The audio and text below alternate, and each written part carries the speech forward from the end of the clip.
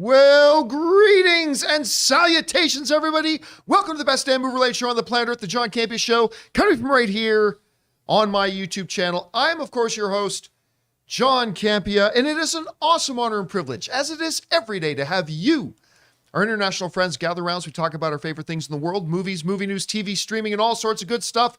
And speaking of good stuff, let's go wide again. Look at it, guys. We're in our brand new studio. Yeah.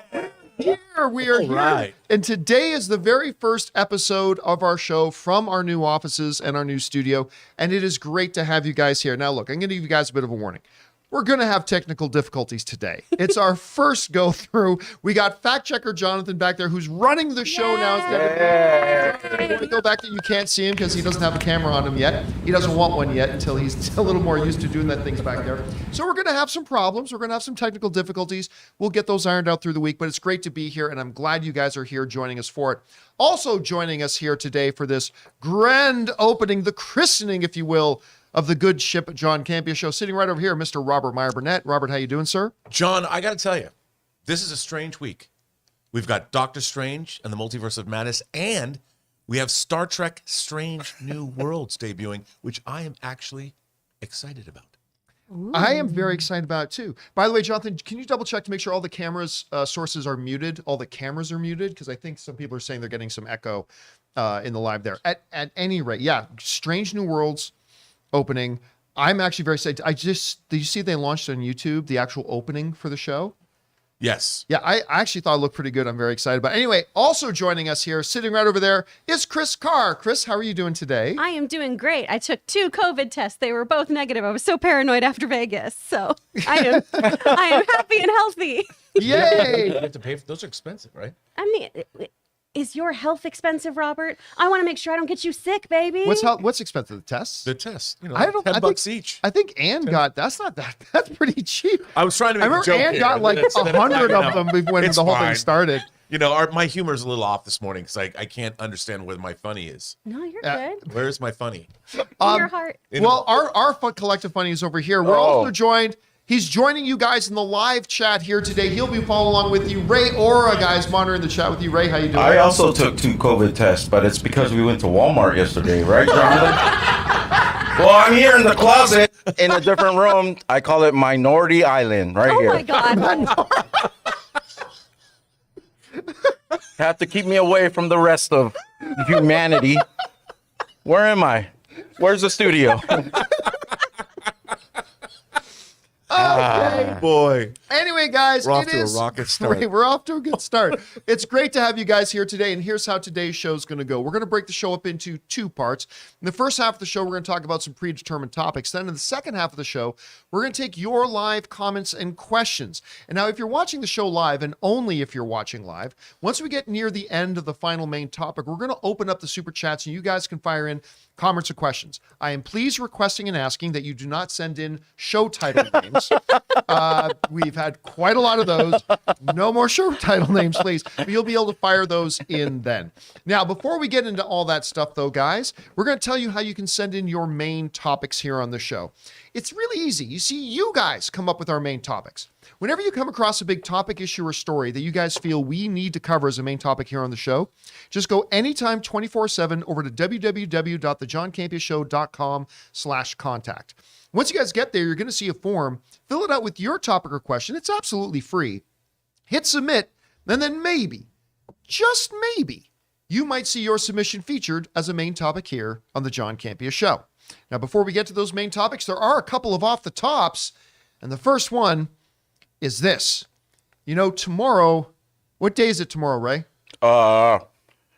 Moon Knight Day? It's game day! Game Day, sorry. Come on, dude. Sorry. It's game day. Game The day. finale of Moon Knight is coming out tomorrow.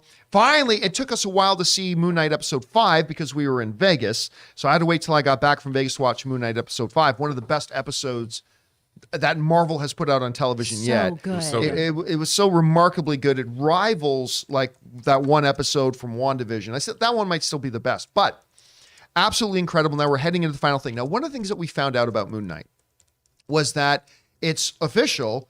It's a one and done show, right? It's one and done.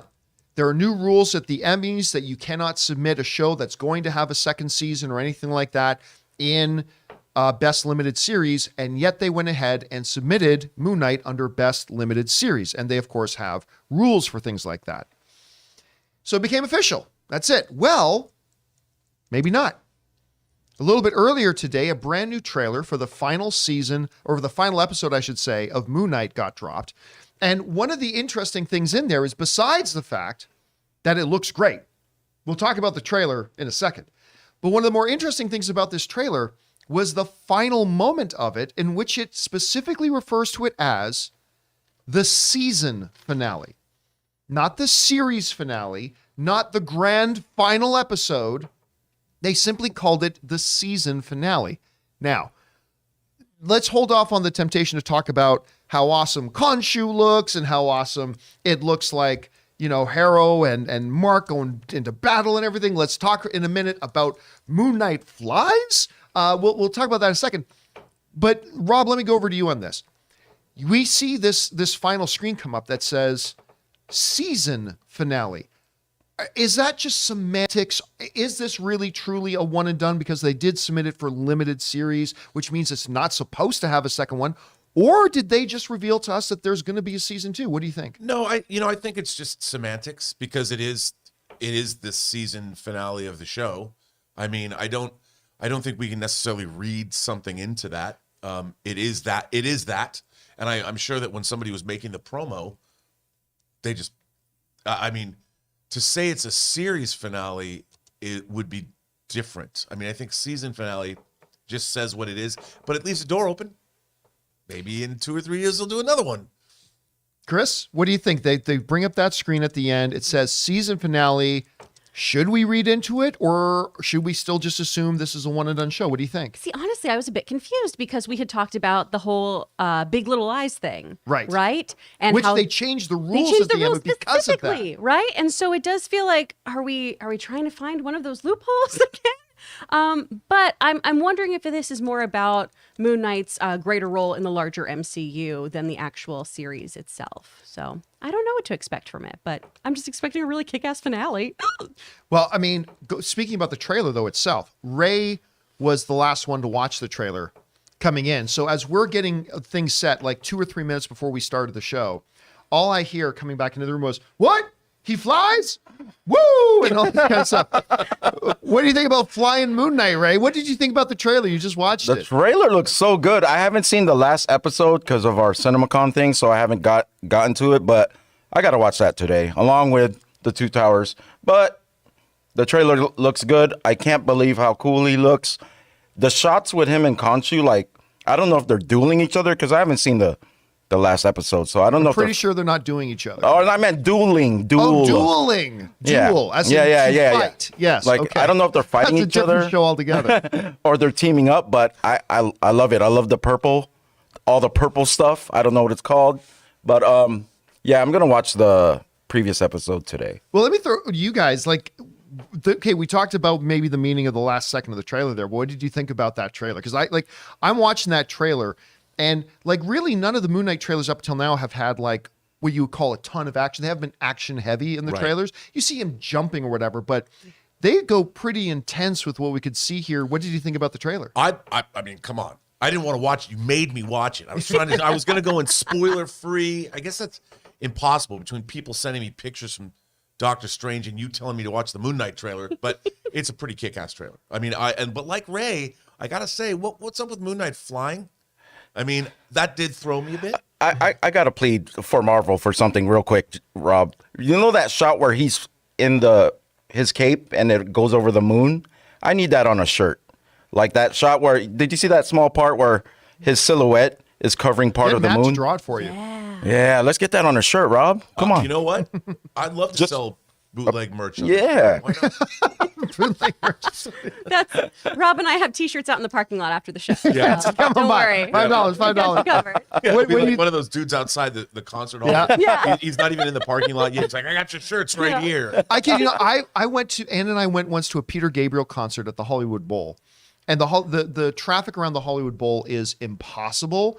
So you're on the 101 highway. So there's literally guys walking on the highway with a box and holding out Peter Gabriel concert shirts that look like a Photoshop Peter Gabriel face. It would almost look like black magic marker. Peter Gabriel, August 7th or whatever. Anyway, back to Moon Knight. Chris, what did you think about the trailer? I think it looks great. The clip that I pulled up for Rob and I to watch too, it was on a site that said, "This spoils the finale of Moon Knight."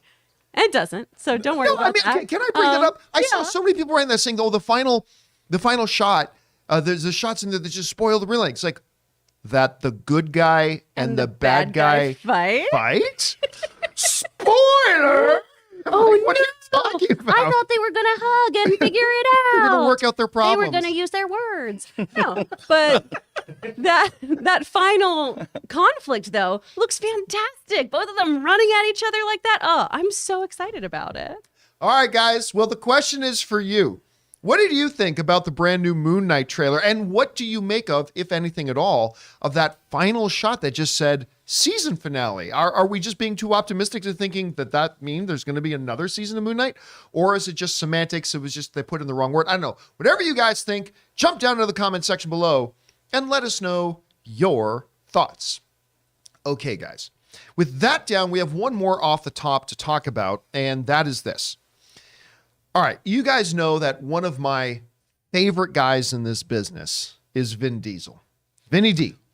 I love Vin Diesel. I think the dude's amazing. I don't love every single movie they produce, Fast 9, for example, but I just think the dude is a great character. I think he adds so much to the business. I like the guy an awful lot.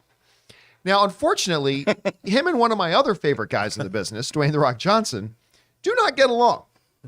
And, you know, Dwayne has said some not so great things about him, and implying at one point back in the day that, you know, one of the reasons he wanted out of the Fast and the Furious franchise was because he just felt like some of the guys there don't have the right work ethic. They don't take the business as seriously as I do. Now, so he stayed kind of vague about that. So anyway, fast forward now. Last week, we found out that Fast and the Furious 10 director, Justin Lin, who's directed, what, 3 other movies in the franchise? 5. 5 other movies He in the franchise? 3, 4, 5, 6. He didn't do 7 and 9. Wow. Okay. So Justin Lin, super veteran of the Fast and the Furious franchise.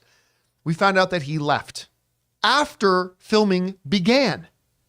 He just kind of up and left after filming began, which is very unusual. Like directors leaving, not so terribly unusual. Especially the 6th movie in your own franchise. Well, Yeah. And especially once shooting has already started. Yeah. And so it left nothing but a lot of wild speculation going around about, well, why? Like, what went on? Well, we might have found out why. Now, there's a story going around right now that I believe it was the New York Daily News that says they spoke to somebody close to the production, and the person they spoke to, and Jonathan, if you want to scroll down here a bit, this person they spoke to said this. They said, "I've never seen anything like it. Justin Lin is giving up on $10 to $20 million. Diesel shows up late to the set. He doesn't know his lines, and he shows up out of shape." So basically he goes on to say that it's suggesting that the reason Lin left was because apparently Vin Diesel didn't come to work taking it seriously. He didn't want to work hard enough, or he didn't have the right work ethic.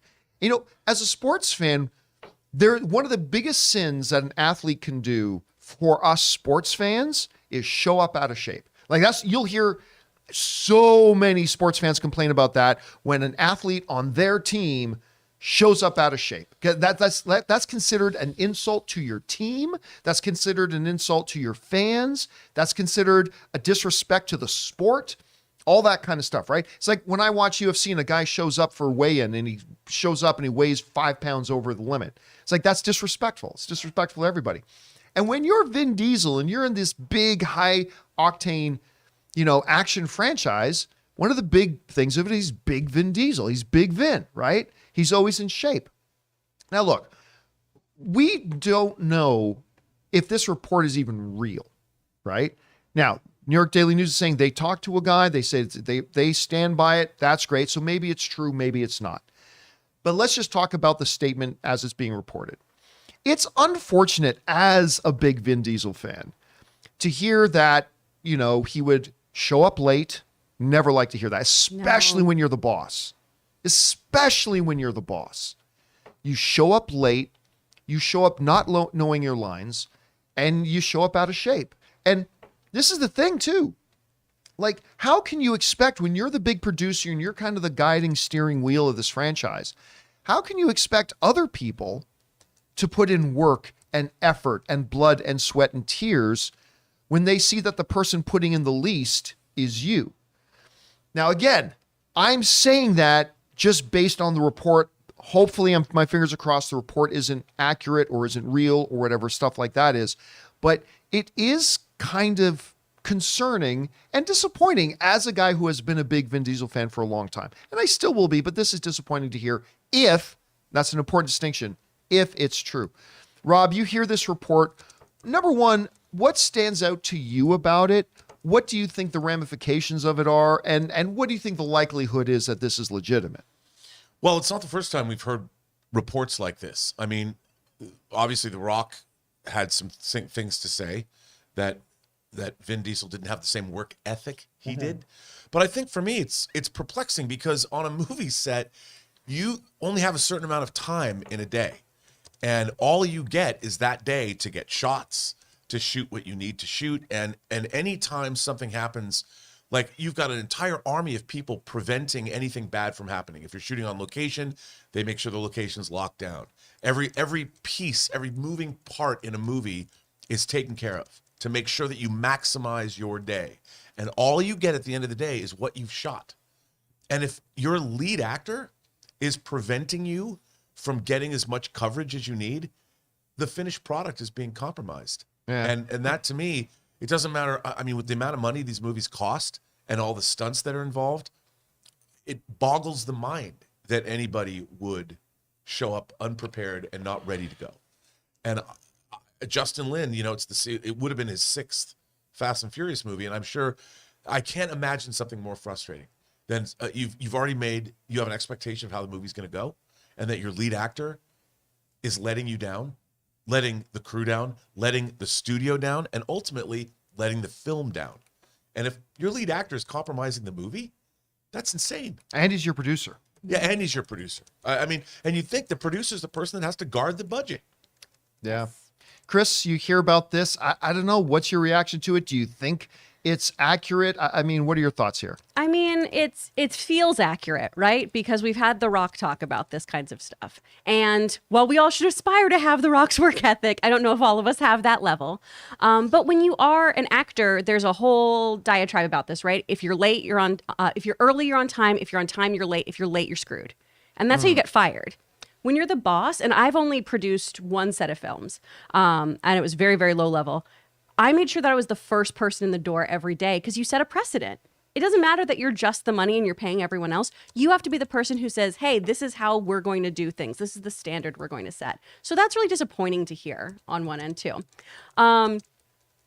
He must have had a real issue with this, if this is the problem, to leave after that many films. Yeah. You know? And after filming had already started. Yeah, and it stinks when you work with somebody who is not at the level of your professional caliber, right? It is really horrible when you feel like you have that dead weight when you are trying to really, really put your heart and soul into something.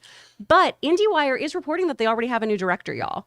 So really? Yep. They are working with, is it Louis Leterrier. Leterrier. Yeah. He was my director on my feature film in which Edward Norton was my co-star on my Hulk film.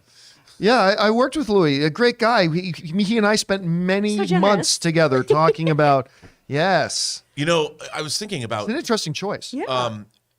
You know, a director gets fired if you fall behind. Yep. Like when they so for those of you who don't know, you have a schedule for the day. You know, you've got, these are the scenes that we're shooting. These are expected. We're shooting how many pages? 4.5 pages, 3 pages, whatever. And the studio looks at that. And if you don't make your day, the first person who's in trouble is the director. If they were behind like 1 or 2 or 3 days, Justin Lin's like, I'm not going to put up with this because it compromises him with the studio. And that is a bad place to be. The one thing that we haven't talked a lot about in this report is that fact that it sounded like, how bad must it have been for Justin Lin to say, because honestly, if I'm just irritated, I'm sticking it out and collecting my $15 million. or $20 million, whatever the report said he was going to get. So how bad must it have been, if this report is accurate, that he was willing to not just walk away from the job, walking away from $10 to $20 million? I mean, that's got to be a pretty bad day. Anyway, guys, the question is for you. What do you think about this report we're seeing coming out of New York there? Number one, this might be complete BS. It might be completely untrue. I'm personally going to keep my fingers crossed and hope that it is. But if it's not, what do you think about it? Are you surprised? You're not surprised? Does this kind of justify even further what The Rock was saying about it and leaving the franchise? Whatever you guys think, jump down to the comment section below and let us know your thoughts. All right, guys. With that down, let's now move into our main topics here today, shall we? And how do we select our main topics? Well, we covered that a little bit earlier. Now, let's get into it here with our first main topic today. Chris, what is our first main topic today? Our first topic comes from Byron, excuse me. Hey, John. Thank you for the fantastic CinemaCon coverage. Thank you, man. It was fun. It was easily the best out of any company, big or small. Anyway, I was surprised to see The Bad Guys won the weekend box office. But did you see that Everything Everywhere All at Once continues to climb and made more money on its sixth weekend than it did in its opening weekend? Have you ever seen anything like that before? How does something like this happen? All right. Thanks a lot for saying that in. And yes, the weekend box office came out. You know, we almost forgot about it because CinemaCon and all the stuff CinemaCon, Moon Knight finale, Doctor Strange opening this week. We're a little bit distracted. I think we can all be forgiven about that. But yeah, the box office report came out, and interestingly enough, but we really shouldn't be all that surprised. The Bad Guys comes in at number one at the box office, making not great, but making $16 million. It's made a little over $40 million worldwide already. So I guess we really shouldn't be shocked. Family animated film, number one at the box office. There we go. Sonic the Hedgehog still holding tight. It's made another $11.5 million this weekend for a grand total of $323 million worldwide so far. Fantastic Beasts, The Secrets of Dumbledore came in eighth. It has now accumulated $330 million worldwide so far. Not bad. The Northman came in at number 4, only dropping 48%. Only dropping 48% was The Northman, which is great because, I mean, that's a movie that can really use all the help that it can get. Only dropping that much, which is great. The Northman has made, which is not going to be a movie for everybody's, but it's made $41 million already, which is better than we thought. But here's, to me, is the story of the day. It's Everything Everywhere All at Once. Everything Everywhere All at Once has made more money this past weekend in its 6th week of release than it did in its opening weekend. It has continued to either flatline or climb, whereas most movies, if you drop under 50%, like Sonic just did, that is a huge win. Fantastic Beasts only dropped 40. The Northman only dropped 48. That's very rare that you see that kind of small drop. Everything Everywhere All at Once went up to another 2%. And went up another 2%. And a movie that a lot of people thought, and people who weren't being haters or anything, but a lot of people thought who were kind of pessimistic. A lot of people thought this movie would make about $15 million, is now about to cross $40 million.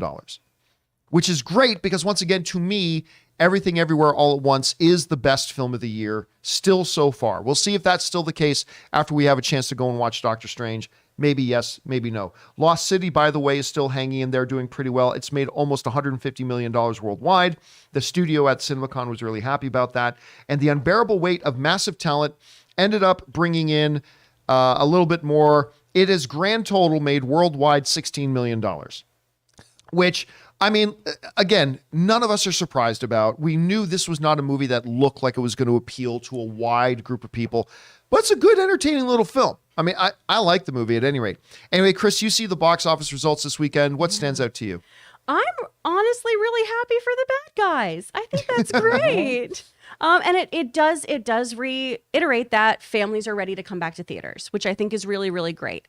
And this movie looked adorable, so I'm excited to see it. It energizes me to go see this film more. The thing I'm most excited about, though, is that word of mouth truly, truly works. Everything Everywhere All at Once, having these gains each and every week, that makes me excited. And I love that people are ready to see new IP, original IP that is really, really bananas. I mean, this is a multiverse of madness, right? So it's really, really great to see a film like this helmed by Michelle Yeoh, who deserves this.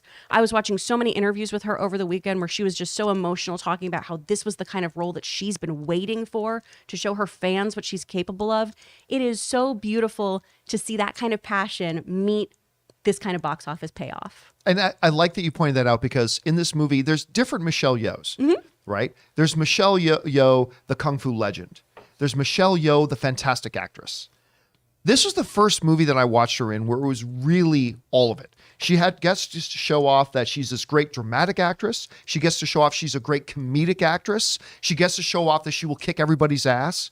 It is truly a bonkers, wonderful, spectacular movie. And you're right, word of mouth, because they've never increased their budget for marketing on this. They had a tiny marketing budget. The only thing that's propelling this movie right now is that word of mouth that we've been talking about.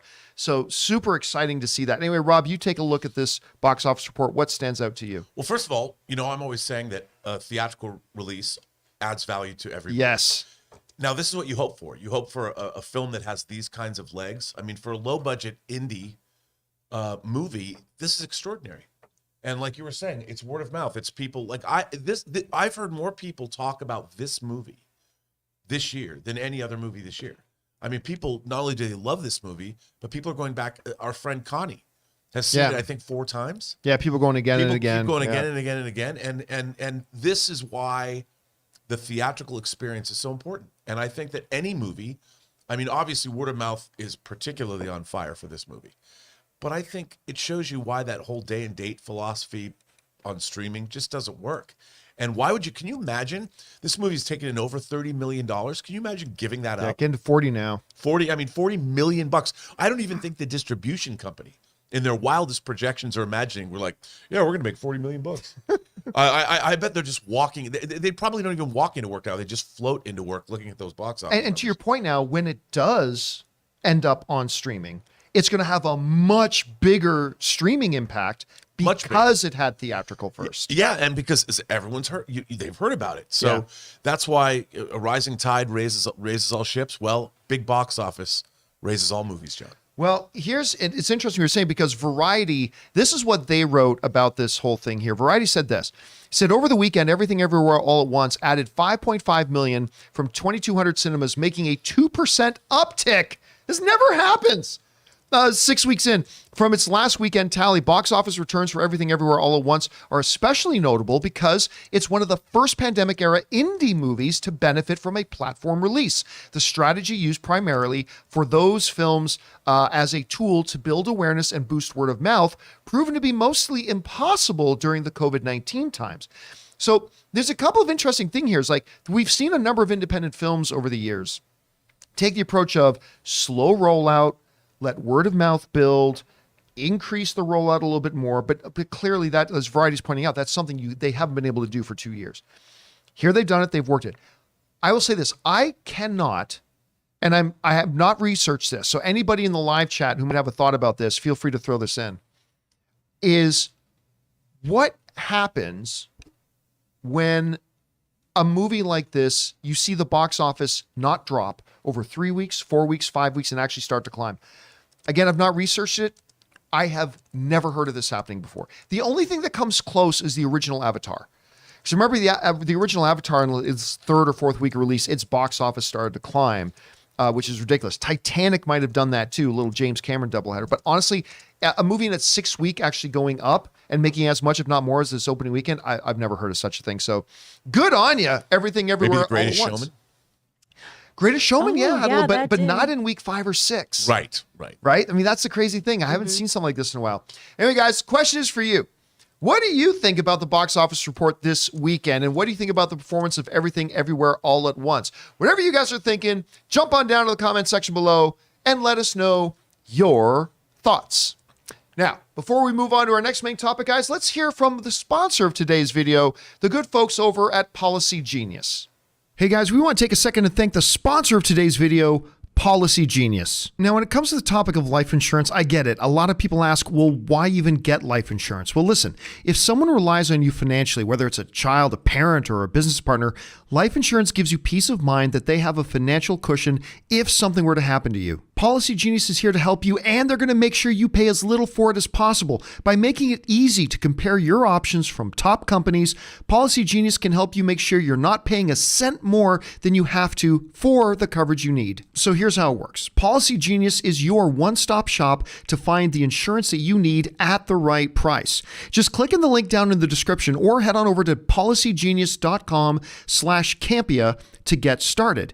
In minutes, you can compare personalized quotes from top companies to find your lowest price. You can save 50% or more on life insurance by comparing quotes with Policy Genius. And the process is easy because the licensed agents at Policy Genius are on hand through the entire process to help you understand your options and make decisions with confidence. Because ultimately, the Policy Genius team works for you, not for the insurance companies. And you can feel confident with Policy Genius because they don't add on extra fees. They don't sell your information to third parties, and they have thousands of 5-star reviews all across Google and Trustpilot. So again, guys, head on over to policygenius.com/Campea or click on their link down in the description below to get your free life insurance quotes and see how much you could save. And thank you again to Policy Genius for sponsoring this episode. And thank you to our friends at Policy Genius for sponsoring this episode of the John Campea Show. Guys, special thank you to all of our sponsors. Remember, when you support our sponsors, you're actually supporting the show. So make sure you check out their links and all the promo codes in the description of this video below. All right, guys. With that down, let's move on to main topic number 2. Chris, what is our second main topic today? Our next one comes from Unpull. Good afternoon, crew. I can't believe we're actually in the month that Obi-Wan is finally coming out. Woo! I was even more excited to see that Ewan McGregor. One person. Ewan McGregor must be really happy with the result, since he just did an interview where he said he's asking Disney to allow him to come back again after the show. I think this is a very encouraging sign that the show is great. What do you think? All right, thanks a lot for sending that in. And yeah, listen, it's hard to imagine. Again, we were talking a little bit about the fact that we got a lot of distractions right now. CinemaCon just happened. CinemaCon was fabulous and outrageous. We saw 20 minutes of Doctor Strange. We saw 30 minutes of Lightyear. We saw Top Gun. We saw the Black Phone. We just saw so much stuff. Then, of course, Moon Knight has a series finale. We got Doctor Strange opening up this week. Thor dropped a trailer. Oh, yeah. Obi-Wan comes out this month. This month, Obi-Wan comes out. And it's weird to think of it in that terms because for so many years now, Obi-Wan has been an abstract concept. It's out there. It's kind of an idea in the ether. Yeah, somebody made it. Kind of like The Flash. Kind of like The Flash. Like maybe it got made, maybe it didn't. But now it's tangible. It's real and it's happening this month. And a lot of us are very, very excited about it coming. But a lot of the questions that have been around even since they announced the show has been, is this a one and done for Ewan McGregor as Obi-Wan, which would be perfectly fine if it is. I mean, we're just all happy that Ewan McGregor is back, which is great. He's kind of like one of the very few redeeming things about the prequel trilogy. But to have him back is great. But would we see more of this character? We already know how they die. What? So spoiler alert, Obi-Wan dies. Oh, no. So we already know how he dies in the overall Star Wars universe. But what could or may happen to him moving forward? And would this be a one-shot thing? Well, according to Ewan McGregor himself, he is not only totally open to coming back for more, he's kind of already asking Disney to come back. This comes to us from the folks over at Coming Soon who write the following. Let's bring up that graphic. He writes, if we were to get an opportunity to do it again, I'd be totally up for that, McGregor told Total Film, before joking about how he was once again asking Disney for an opportunity. Here I go again. It's like me knocking at Disney's door again, which you go ahead and knock on that door. It was nice to come back and to bridge the gap between me and Alec Guinness, said McGregor. I got as much or more out of playing him this time than I did in the first 3 movies put together. Wow. That's to do with the writing and the people who were making the series with and the technology and how it's different and how different everything is. And again, that comes to us from Ewan McGregor talking about the upcoming Obi-Wan. Listen, what they were saying in the message asking is like, is this a good sign about the series? I think it is, right? Because number one, newsflash, actors saying good things about a project they have coming up. Not a big deal. But to specifically talk about, I want to come back. Like, I want to come back again. This has been better than all three of the previous movies put together for me. This has been the people, the writing, the this, the that. That's a little bit different than saying the average movie star going, I'm so excited for people to come out and see my new movie or watch my new show or whatever. This is a little bit different than that.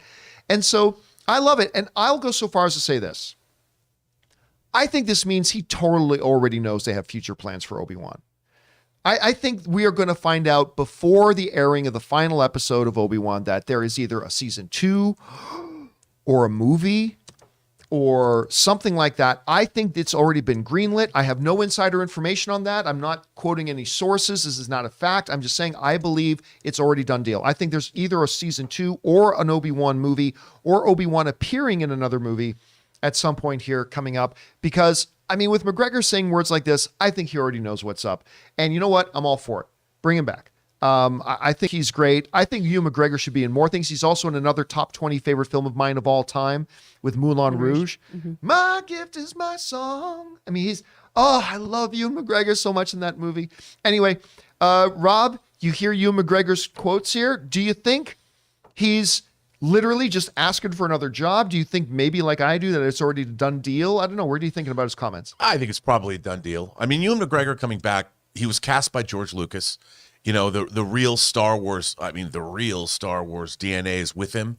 I think everyone loved his performance in the prequel trilogy. He was certainly a highlight for me. And if the Obi-Wan show is good, which why wouldn't it be? I mean, Deborah Chow directing it. I'm sure the writing, because this was in development for a long time. You know, they were going to make a Kenobi movie at some point. And so I'm sure that this storyline was probably a great storyline. I mean, they had a lot of time to develop it and make it great. And if he's saying, I mean, obviously, John, we always say on the show, what do you always say? Actor says their project's great, or actor wants to be in a show, another movie. But I think that in this case, he's probably being genuine, because if he had a great experience, why wouldn't he? And, you know, for us too, if it's a cool show, bring it back. I mean, the more the merrier. I want to see good Star Wars. And if this show is kick ass, make more. And you know, we don't want to lose sight of the fact here that, was it Deborah Chow? Yeah. Deborah Chow, who directed a couple of the strongest episodes of Mandalorian, directing the entire series. Yeah. So, I mean, and the trailer came out. The trailer looked bonkers good. So that's a lot to be encouraged about. Anyway, Chris, you heard Ewan McGregor's comments here. What do you think? Do you think he's legitimately excited about it? Is this him just being a good professional and giving good PR? Do you think maybe he's already decided to come back? What do you think? I think there's yeses to all of those things, right? Because actors, we're so subtle about wanting to work, right? We're like, I'd love to have Disney give me more money. That'd be amazing. Why not? I really, really love to hear that he's talking about how the writing was so much better than the prequels. What? For real? The writing in this is better than the prequel movies? That's a very low bar for me, honestly. So I'm glad that this is a really, really great series that he was a part of. But I'm hoping, and it looks really good, and with Deborah Chow there, I think it's going to be really, really great. But saying it's a better experience than a prequel isn't like a huge vote of confidence for me, right? Yeah. So I'm really hoping that this is fantastic, and I would love to see more of Ewan McGregor because I think he's incredible. I think he's such a talent. Like you, I am a huge Moulin Rouge fan. I love that movie so much, and I'd like to see more of him. But I'm just trying to figure out how without changing the canon. Right? Well, I mean, there's still lots of time, theoretically speaking. There is still going to be lots of time, canon time, between when this ends, like literally years between when this ends and when Star Wars Episode 4 New Hope actually happens, That's true. right? So there are still some stories there you could tell as long as they don't alter around and mess with canon too awful much. All right, guys, question is for you.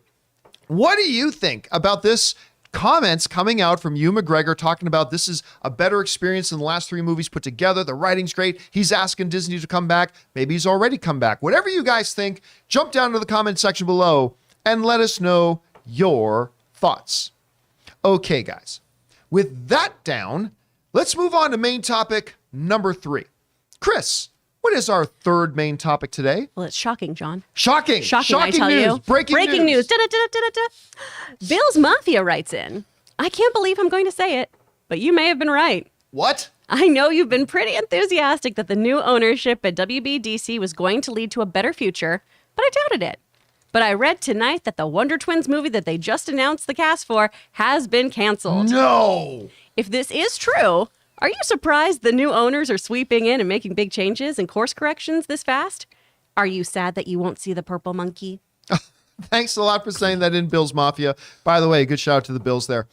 Yeah, so the biggest, and channeling our inner Chris Carr for why, that we've had for a while now is when Warner Brothers announced that they would be doing a Wonder Twins movie, which honestly sounds like a Tropic Thunder fake trailer joke. It's like something you'd put in Entourage. Yes. Like that's much more nonsensical than an Aquaman movie. Absolutely. So like why on earth they're doing what? Wonder Twins. Seriously? They weren't even originated in the comics. They were originated for the old cartoon show. Like brother and sister where a guy turns into a bucket of water? Really? That's what we're doing with the pet monkey. That's what we're doing.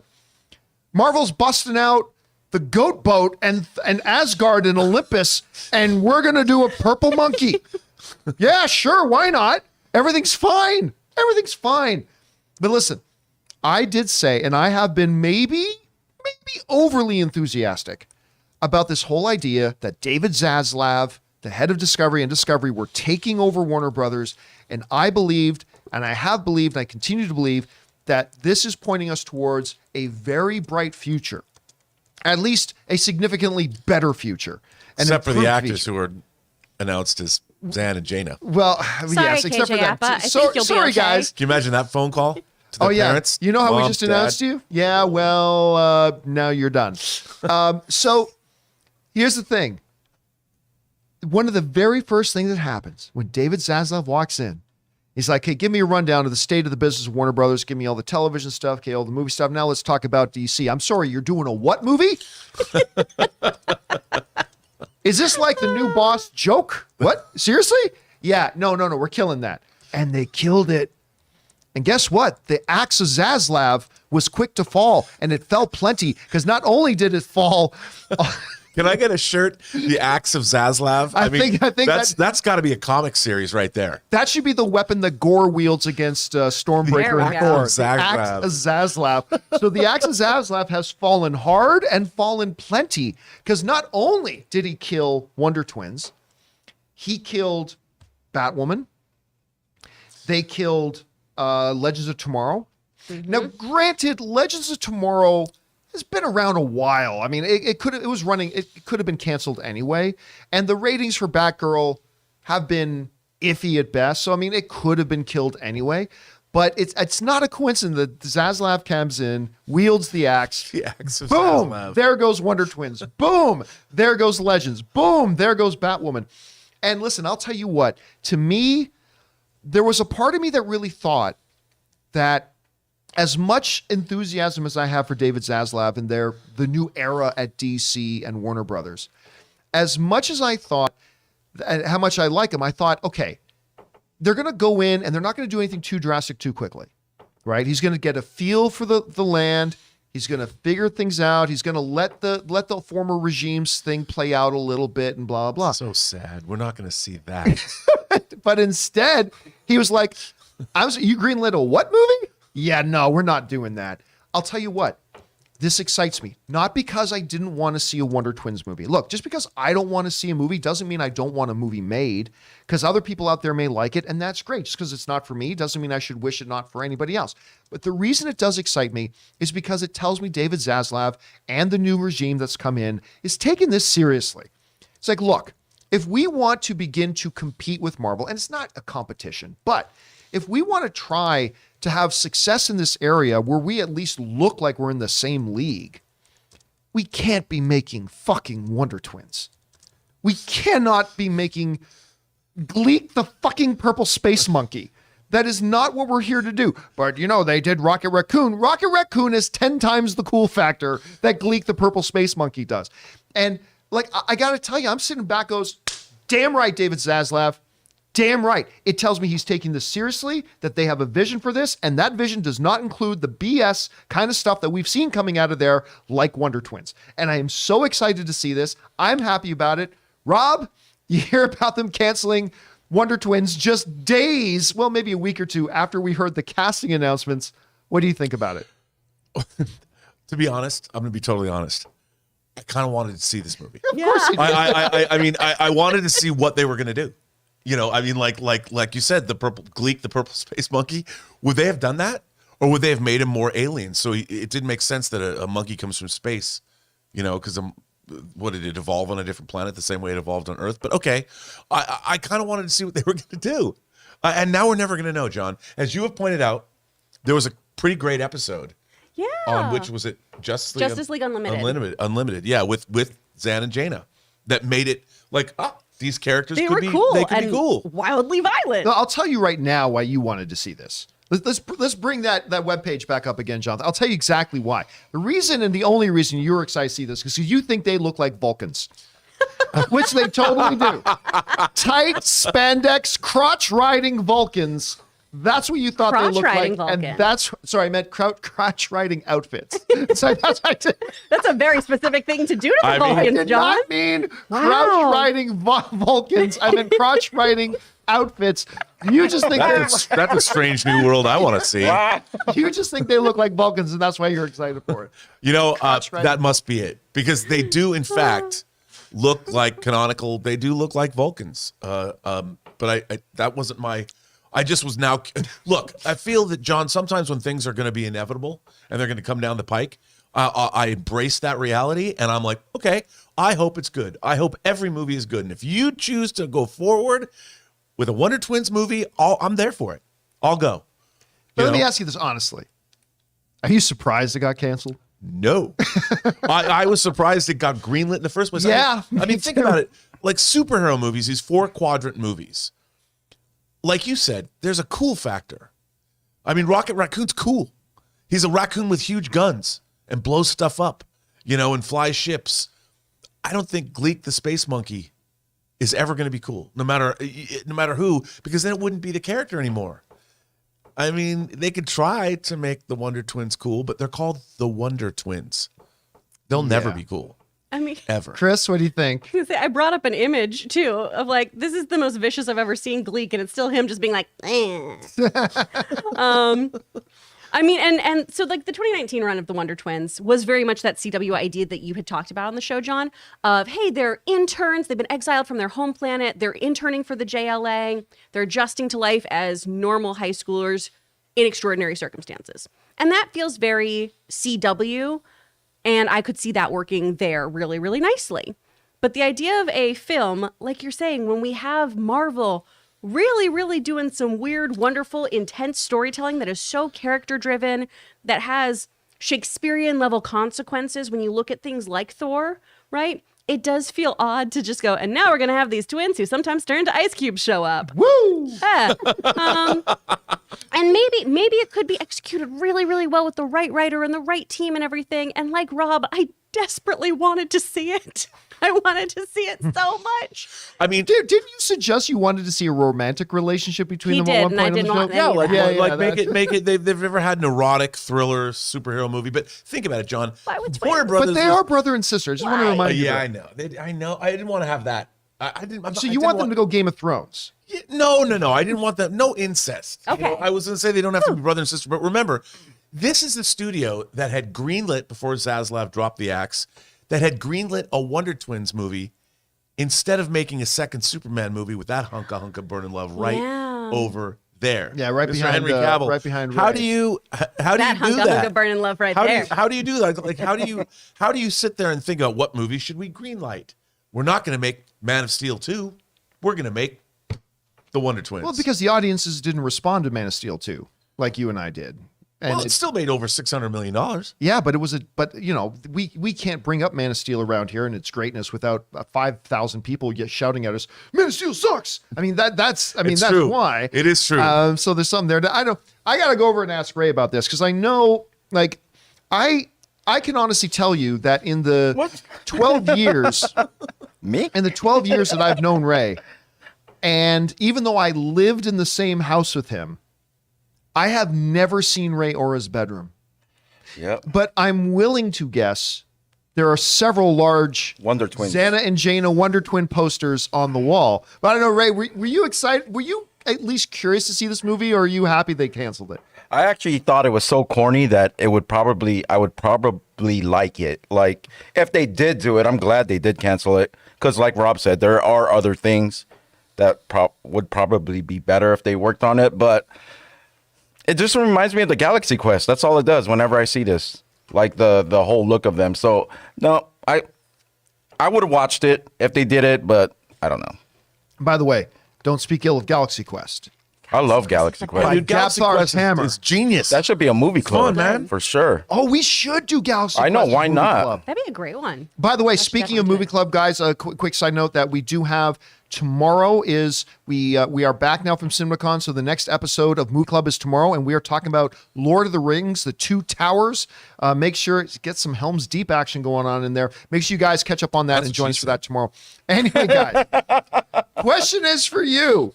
What do you think about this That worked. cancellation after just announcing the casting for Wonder Twins? Do you think this bodes well for the future? Maybe does it give us a little bit of a hint as to what their vision of the future of DC films could be? Whatever you guys are thinking, jump down into the comment section below and leave us your thoughts.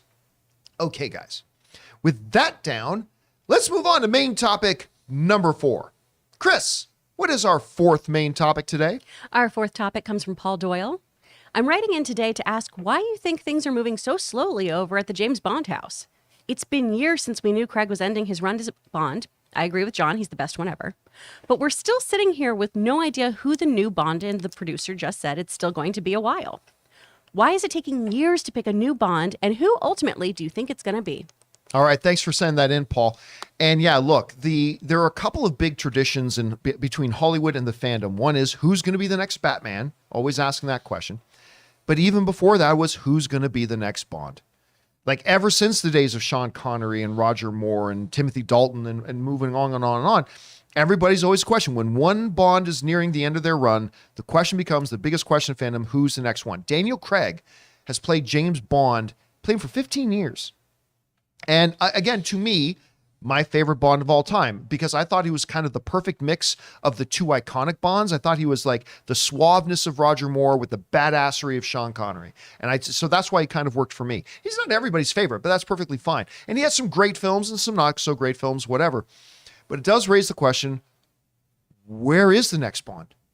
We've known for years that Daniel Craig is leaving. Years we've known. The last movie is now, No Time to Die has come and gone.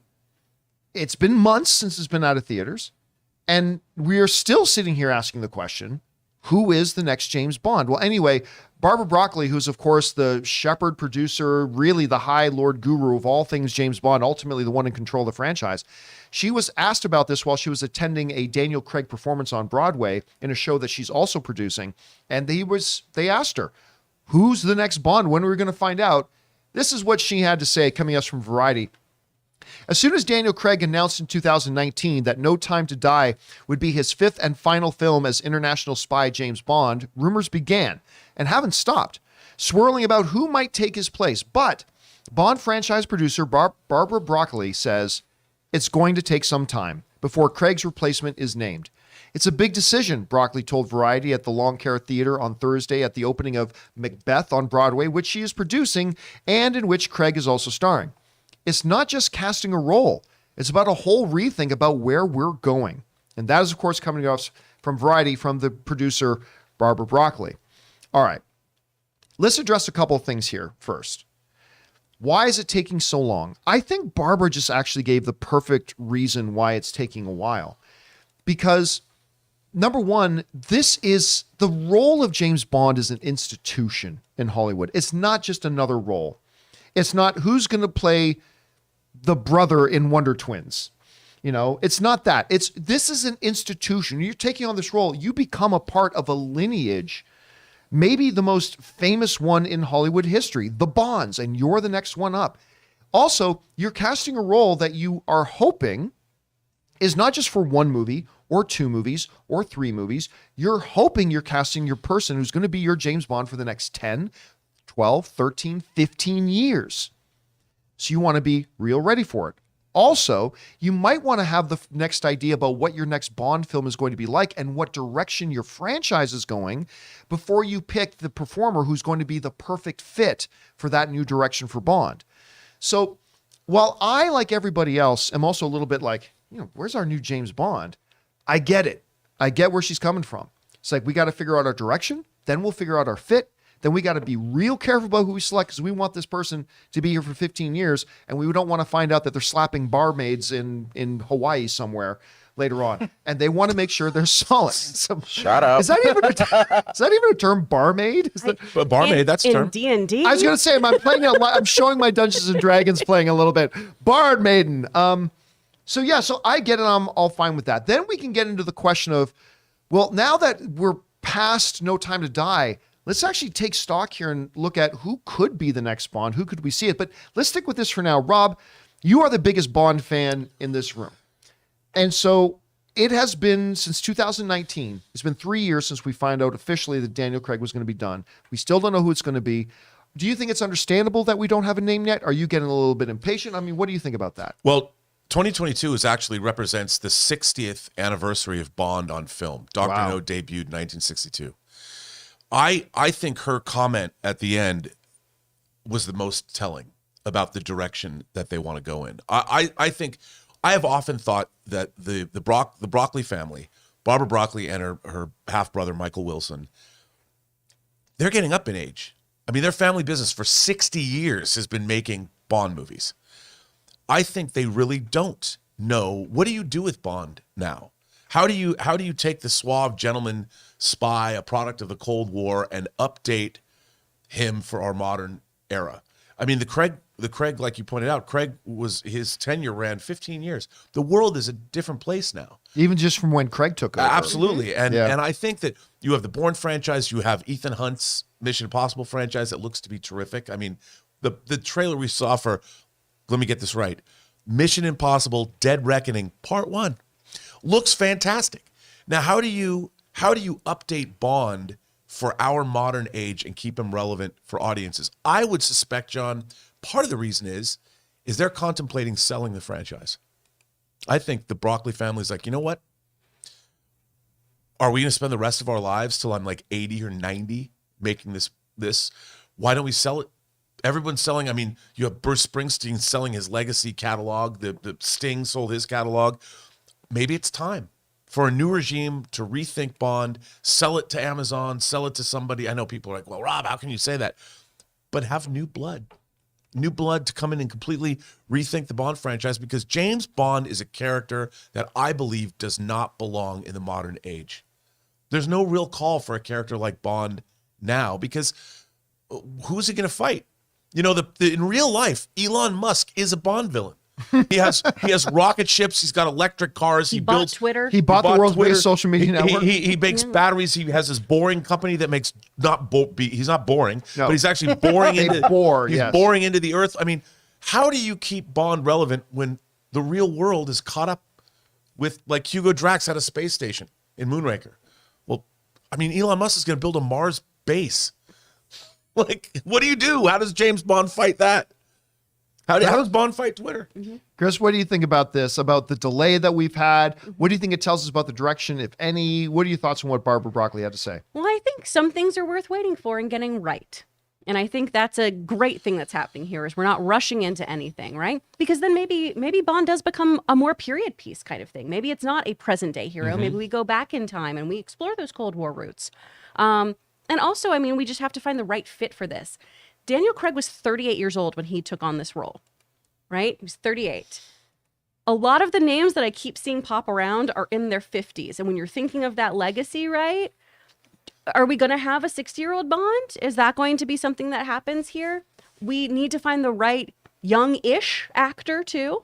And that's going to take some time. I mean, years ago when The Night Manager came out, I was like, this is Tom Hiddleston auditioning to be James Bond. Yeah. He was great. And he was in that so too. good in that. But is that something that he's going to do now that he's so entrenched in Loki and in the MCU? Is that something that's going to happen? People would always talk about Idris Elba. Idris Elba is 49. He's turning 50 this year. You know, so finding the right F that actor. guy. Like seriously, F that guy for how amazing for how amazingly good that dude looks. That dude looks and his talent and his everything at So 50. great. And his That guy. voice. His voice is I amazing. love Voice Idris is Elba's I voice. could hear him ever since he was Stringer Bell, man. Ever since he was I didn't even Stringer know Bell. he was British. You could just, Yeah. I could listen to that dude just talk and just be entertained. He's amazing. But Oh, I know so some good.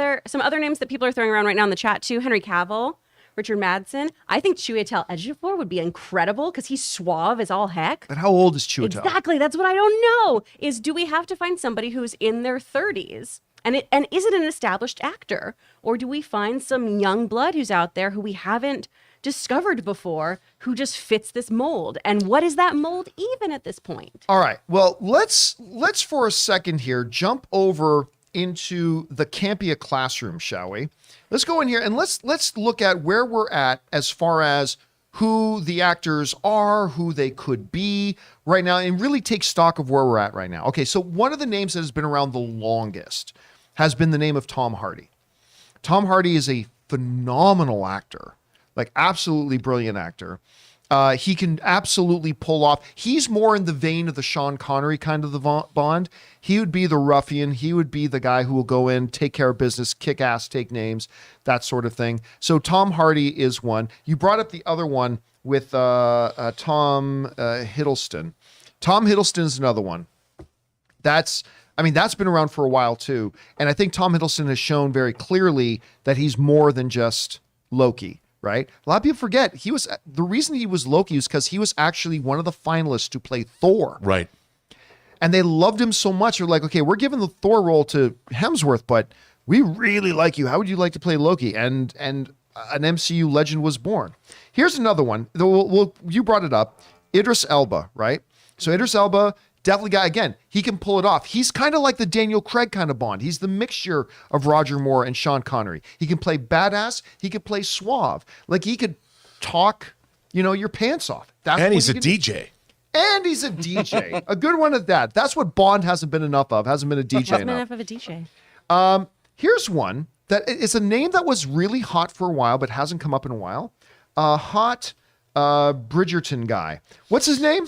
Oh, Who's it? Jean Page, Jean- Pierre, Jean-Luc Picard. I can't remember the guy's name. I can't I'll look remember. him up. I'll look him up. I like just hot Bridgerton. Hot Bridgerton guy. Regé Jean Page. Regé Jean Page. Yes. Okay. And Ooh, yeah, he'd be good.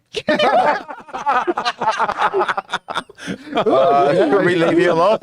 so here's the Gonna thing take my laptop. with Hot Bridgerton guy is like Bridgerton season 2 just dropped, right? Yes. So I was subjected to watching a lot of Bridgerton season 1 again because Anne had it on the TV a lot to get ready for Bridgerton season 2. Subjected. does. I'm so sorry you had to see all those hot people, John. Yeah. Oh. A lot of, just so you guys know, if you don't know, a lot of filthy in Bridgerton. Yeah. Season 1 is very, very.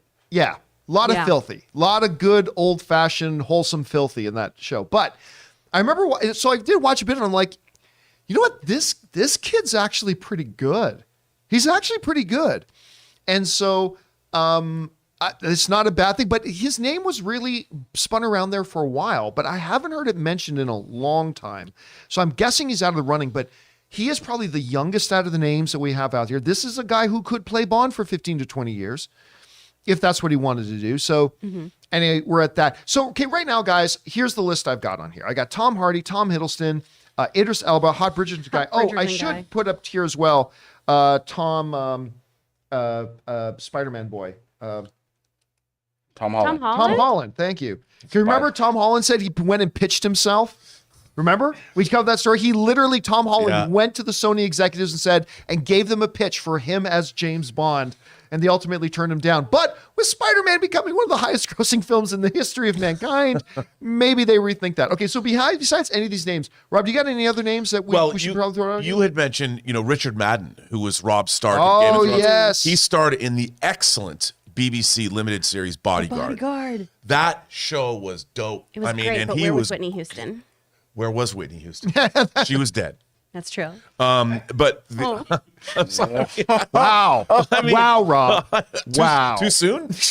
No, but Bodyguard was the Bodyguard. That's This true. was just Just Bodyguard. Bodyguard. He was awesome. And like, if you guys haven't seen Bodyguard with Richard Madden, you got to give Very it a good. watch because It catches you right. It hooks you in right yeah, from the that first opening episode. sequence was so like, you know, you're clenched up because it's very tense. But he was terrific in that show, and he I think in real life he's really Scottish, Yes. so you know like Connery was.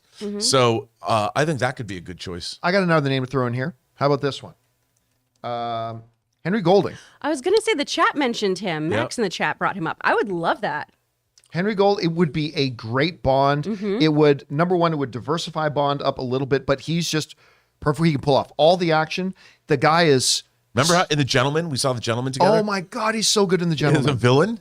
He was awesome. And again, F that guy because he's so freaking handsome.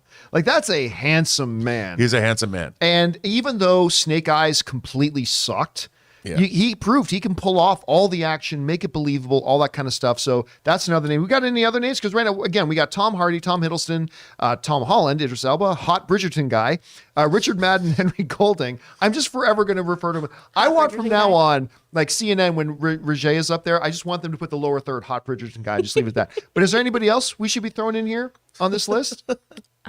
Anybody? I mean, I'm sure there's a dozen people I we're was going to say, forgetting. the chat's going wild with options, but they're popping them in too Oh fast. yeah, we should put in here because you mentioned it already. Henry Cavill. And I'll tell you why Henry Cavill is a great name for this, and many of you know this already. Henry Cavill became Superman after being the runner-up to play Superman in Superman Returns, which he lost out to Brandon Routh. And by the way, I love Brandon Routh as Superman. He's I really great. do. I love Brandon Routh, period. But, you know, Henry is now my favorite Superman of all time. He was also the runner-up to play James Bond behind Daniel Craig. And after seeing The Man from U.N.C.L.E., which, by the way, Ooh. is tragically underappreciated. Yeah. Absolutely. I love that movie. After seeing Man from U.N.C.L.E., and you just watch this, you can't help but go, that's James Bond. Oh, 100%. He was so good as Napoleon Solo. Yeah. So, I mean, there would be something very poetic about him being runner-up to Superman, then being Superman, being runner-up to James. By the way, before he broke it big, how frustrating must it be to have been Henry Cavill? It's like, you came this close to being Superman, just lost out. I was this close to playing James Bond, just lost out. But I suppose that happens. Okay, so out of these names, let me throw this to you, Rob. Tom Hardy, Hiddleston, Elba, Hot Bridgerton Guy, Holland, Madden, Golding, Cavill. If you had to pick one right now out of this group, and Barbara Broccoli gave you a call, said, I need you to pick one. We've waited too long to make a pick. Who's our new Bond? Golding. Golding. I would pick, you know, because there is a lot of talk about diversity. And I think that the great thing about England, whenever I've gone to England, I'm always surprised that there is diversity there and everybody has a British accent. No, and I'm like, anybody that has a British accent to me sounds smarter and suaver, depending on if it's a posh British accent. But I think Henry Golding would be a really interesting choice. And I think that we have yet to see his versatility as an actor. And because we've seen when he's in Crazy Rich Asians, he's charming, suave, debonair. But when he was in The Gentleman, he was scary as F. Yeah. You know, and I would love to see Henry Golding be ruthless. You know, be a more ruthless, rough and tumble Bond. I mean, I think that'd be good. But I'm a fan of Richard Madden as well. What about you, Chris? They give you a call. They say, we need a new Bond. We need a name right now. We only trust you, Chris Carr. Of course. Who's our new We Bond? came to the right person. Good job, guys. Man, because I think Henry would be great. I think Jean would be a really cool one. He's young. I don't know how he handles action, though, which we saw clips of him at CinemaCon. He's going to be in that Dungeons and Dragons movie, which I know is not the same kind of action, but we'll see how he fights and everything. Is Hot Bridgerton Guy in the new Dungeons and Dragons? That's what it looked like. He's in You know some what? high You're right. fantasy I remember thing. us talking about this Yeah. on the show. You're right. I totally forgot about that. Does that mean he's the hot Dungeons and Dragons guy now instead of just the hot British? We'll Yes. find out. We'll find out if he's the hot. He's the hot Forgotten Realms guy now. Oh, there we go. He's got dragon But fire in his bones. I think he could be really great in this. But man, yeah, Henry, I think would be really good because we've seen so many aspects that fall into who Bond quintessentially is. We talked on the show about this in Vegas, that golden truth idea. right? Henry Golding, there is a suave, debonair thing to him, and there's something also a little dangerous about him, and I think that works really nicely. I think I love your guys' pick. I think Henry Golding would be my second pick. I am going to stick with Big HC. I'm going to go with Henry on this. I just think, well, especially after watching, number one, I already thought he was a terrific actor from his turn on The Tudors. I thought he was absolutely terrific in that. Obviously, he's my favorite Superman of all time. I love him in Man from U.N.C.L.E. I really think there's something beautiful and poetic, and I think he's just a perfect Bond. But if not him, I also really like Henry Golding as well. Anyway, guys, question is for you. What do you think about Barbara Broccoli saying, hey, listen, it's still going to be a while before we find out who our new Bond is? Is that understandable to you? And who do you think might be the best one to play Bond now? Whatever you guys think, jump down to the comment section below and let us know your thoughts. Okay, guys. With that down, is that our fourth topic? That's our fourth. Let's move on to main topic number 5, shall we? Chris, what is our 5th main topic today? This one comes from Christopher Martinez. Hey, John and crew, love your show, by the way. I watch it every day. Thank you, Christopher. If the rumors are true, I heard that the Spider-Man director John Watts has quit the Fantastic Four movie. Maybe he didn't have as much freedom as he wanted? What are your thoughts, guys? And what now? All right, thanks a lot for sending that in, Christopher. Now, of course, this news came out just as the weekend was hitting, and so we haven't had a chance to address this yet. But for those of you who did not know, and for those of you who may remember, a couple of years ago during that big, famous Disney Investors Day call, that was really a big, basically virtual Comic-Con that they did, one of the things that Kevin Feige announced was that Fantastic Four is now in the works, and it's going to be directed by Spider-Man Now trilogy director John Watts, which was very, very exciting. Now, it was also a little bit of a surprise because, quite frankly, I really thought they were going to go with Peyton Reed. And I think Peyton Reed would have been an inspired choice for it. But my God, the job that John Watts has very quietly gone about doing for this franchise, Homecoming, Far From Home, No Way Home. He just took each movie with all the pressure in the world, and yet none of the pressure in the world, because even going into No Way Home, most people in the United States didn't even know his name. Like, they know a lot of the Marvel directors' names. With John Block, you ask people who directed Spider-Man, these Spider-Man movies, a lot of people probably had no idea. And yet, here we are. He did it, and he was great, and that was an inspired choice. And so now, as we've been getting closer and closer and closer, he's got the Spider-Man movies behind him now, getting ready to hear news about Fantastic Four. The news comes out that he has stepped away from the project, that he is no longer going to be a part of Fantastic Four. He's left it this late in the game, and they've given what I am calling right now a BS reason that I don't believe for 1 second is the actual reason he's not directing. This comes to us from the folks over at The Hollywood Reporter, and they write the following. They say this: making 3 Spider-Man films was an incredible and life-changing experience for me. I'm eternally grateful to have been a part of the Marvel Cinematic Universe for 7 years. I am hopeful that we'll work together again, and I can't wait to see the amazing vision for Fantastic Four brought to life, Watts said in a statement to The Hollywood Reporter. Kevin Feige, Marvel Studios president, and co-president Louis D'Esposito said in a statement, collaborating with John on the Spider-Man films has been a true pleasure. We were looking forward to continuing our work with him and bringing the Fantastic Four into the MCU, but understand and are supportive of his reasons for stepping away. We are optimistic that we will have the opportunity to work together again at some point down the road. Okay, so here's the basic gist of it. The basic gist is that John Watts has come out basically saying, man, I need a break. Burnt out. Need a break. Been doing these superhero movies for the past 7 years, 3 films, 3 great films, and now I need a break. Okay. You know how naive you got to be to believe that? Do you know how naive you must be to believe that? Come on. First of all, if you're tired out, I need a break. You know what he's doing right now? He's making a movie with Brad Pitt and George Clooney. So don't tell me, but no, he specifically needed a break from comic book movies.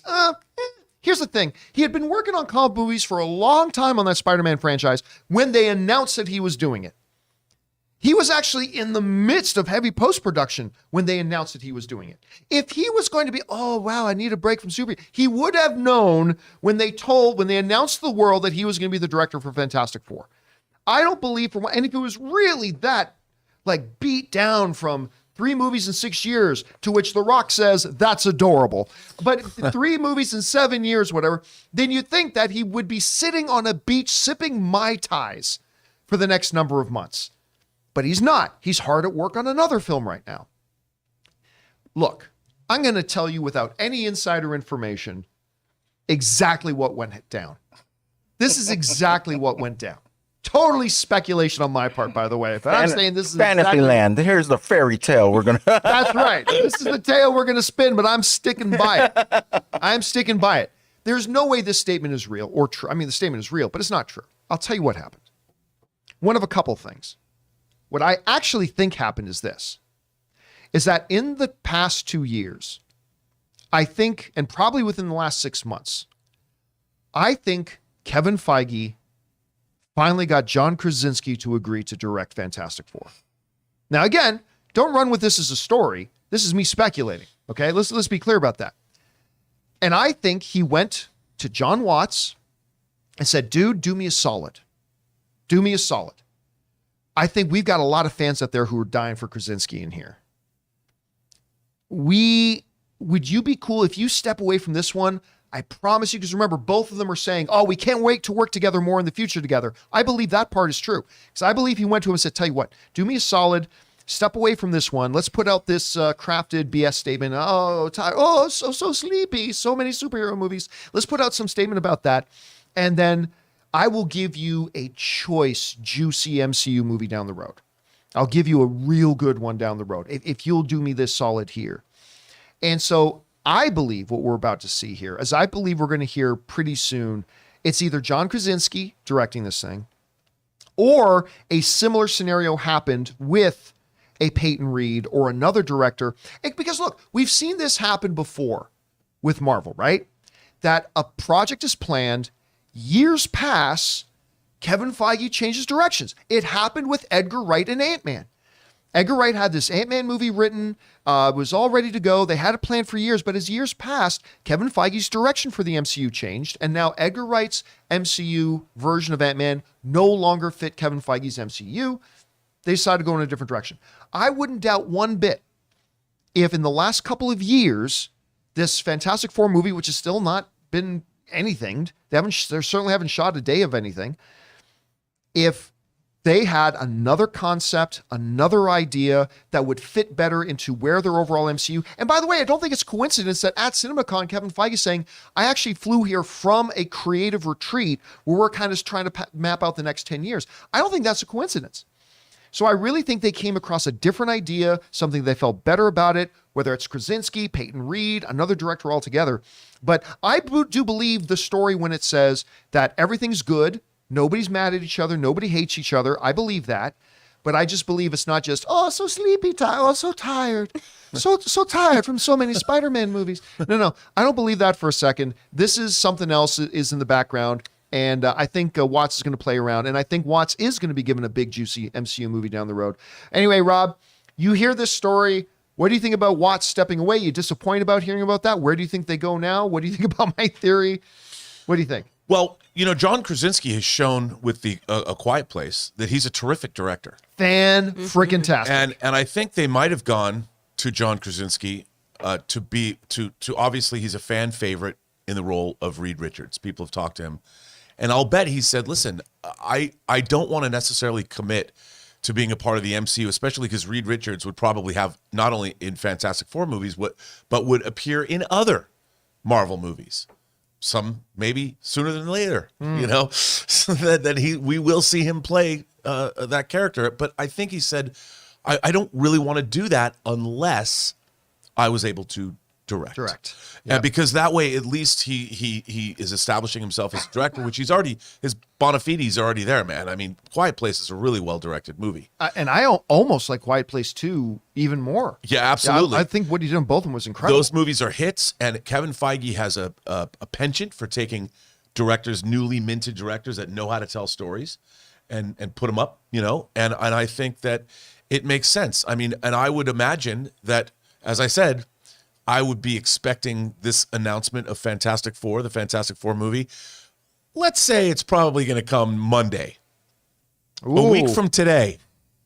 For various reasons. I like that for various reasons. For various reasons. Chris, you hear about this whole thing. What do you think? Are we disappointed that John Watson, like he did such a good job on those Spider-Man films? It would have been really neat to see what he's taken. There are other directors out there, though.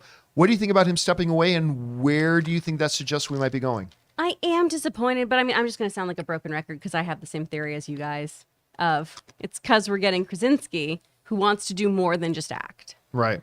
And yeah, the Quiet Place films are incredible. And it also makes me hope that John is then helping write these films because he's an incredible storyteller. So I really, really am on the same page as y'all. I think that this franchise is still going to be in good hands.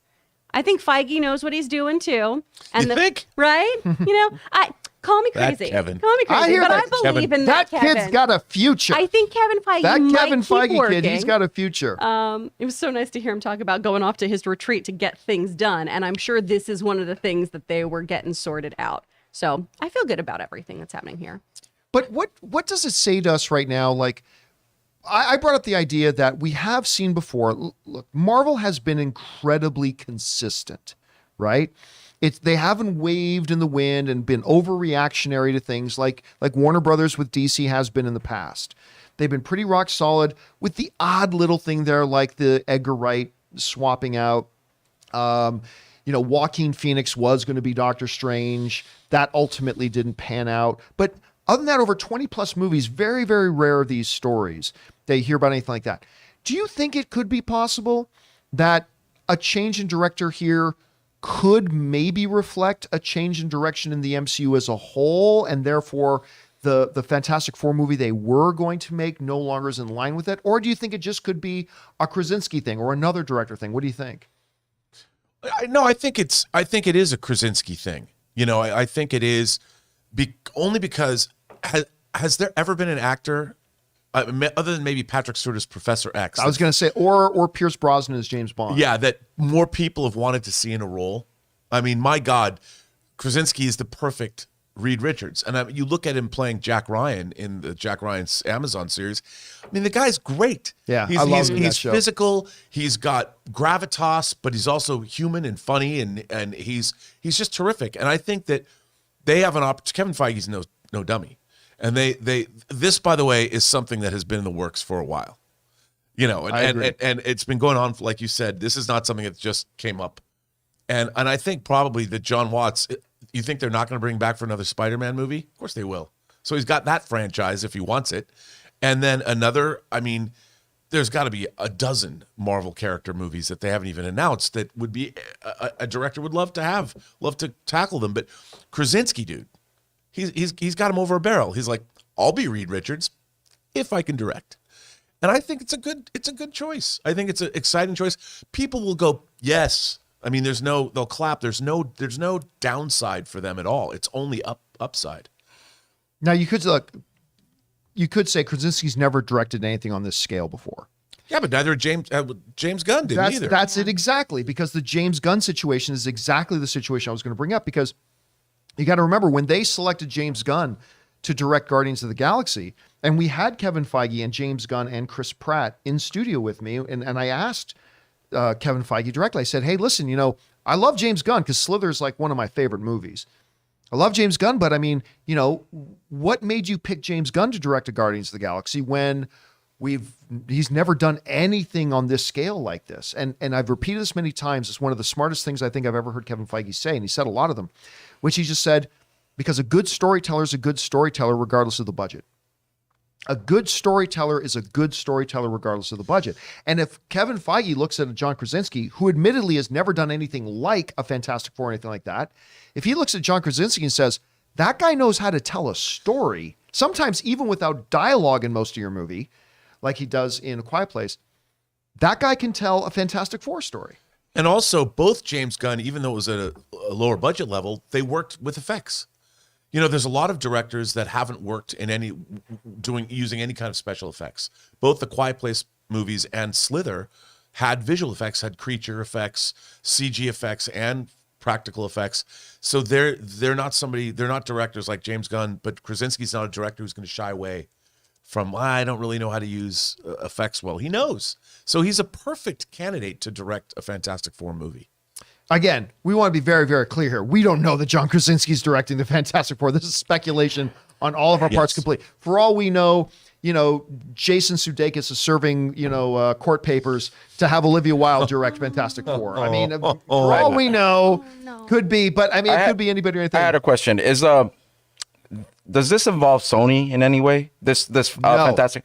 See, that's another factor where the Spider-Man films, they were like sort of collaborating with Marvel and stuff. That's true. Maybe too. John Watts had more creative. What do you call it? Yep, But now, control and input. Now this is like a Marvel thing. Maybe Kevin Feige is like really straightforward on what he wants, and John Watts is like, I don't feel like I'm really directing if this is the way it's goes. I don't think you're crazy to bring that up at Nope. all. As a matter of fact, that is a thought that That's a went through great my point. head too. The only thing, so what Ray's basically saying is like, making the Spider-Man films under Sony and Marvel was one experience. Could it be that John Watts is discovering that just trying to work under just Marvel is not the same experience? Possible. That is possible. But then it brings up the question: if it is Krasinski, then why would he take the Well, I mean, spot if it's that way? I mean, Unless why has every Marvel director taken their jobs, right? So Right. the one reason I would say that I don't think that that's it is because I think Kevin Feige is a communicator. And I think when he got John Watts to agree to direct Fantastic Four in the first place, I 100% believe he would have sat down with him and say, okay, look, but here's the deal. These are the things you can do in this movie. These are the things you can't do in this movie. As long as you stay in this playground, you can do whatever you want, but just don't go outside, like he does with all of his directors. But I mean, yeah, it could have been, but they were so enthusiastic about saying, but we still want to work together in the future. And I actually believe them when they say that. I will say this from what I know about Kevin Feige, which is not a lot, but from what I know, when it comes to maybe the actual movies and stuff like that, he may swerve people with what he says, but on the business side of casting and directors, he's always been straightforward in telling us this guy's going to play this guy's going to direct this. I don't think something like hiding or whatever, like the Krasinski thing, we would already heard about things coming out that he's a part of this movie. I don't know. I'm just kind of skeptical about Well, the listen, Krasinski there have thing. been rumors and everything about John Krasinski being a part of this for years. Yeah. Like a lot of it, some of it's in plain sight. So I don't know. We'll have to see. Question is for you guys. A week from Monday, John. A week from today, we're going to find out the This answer. movie's about to blow up if they announce I it. think we're gonna. I think we're gonna get a name on There's a this real specific soon. reason for that, but I won't get into that. Question is for you guys. What do you think about this whole thing about John Watts stepping away? Why do you think? Maybe you believe the press release, the statement, the official statement they put out. Hey, cool if you do. I don't believe it for a second. What else could be the reasons? Could it be John Krasinski? Could it be, a return to somebody like Peyton Reed? Could it be another director altogether? Whatever you guys think, jump down into the comment section below and let us know your thoughts. Okay, guys. With that down, we're now going to turn on the super chats if you guys have a live comment or question you'd like to fire in and have us address. But before we get to those, let's take a second here and thank another sponsor of today's show, the fantastic folks over at Manscaped.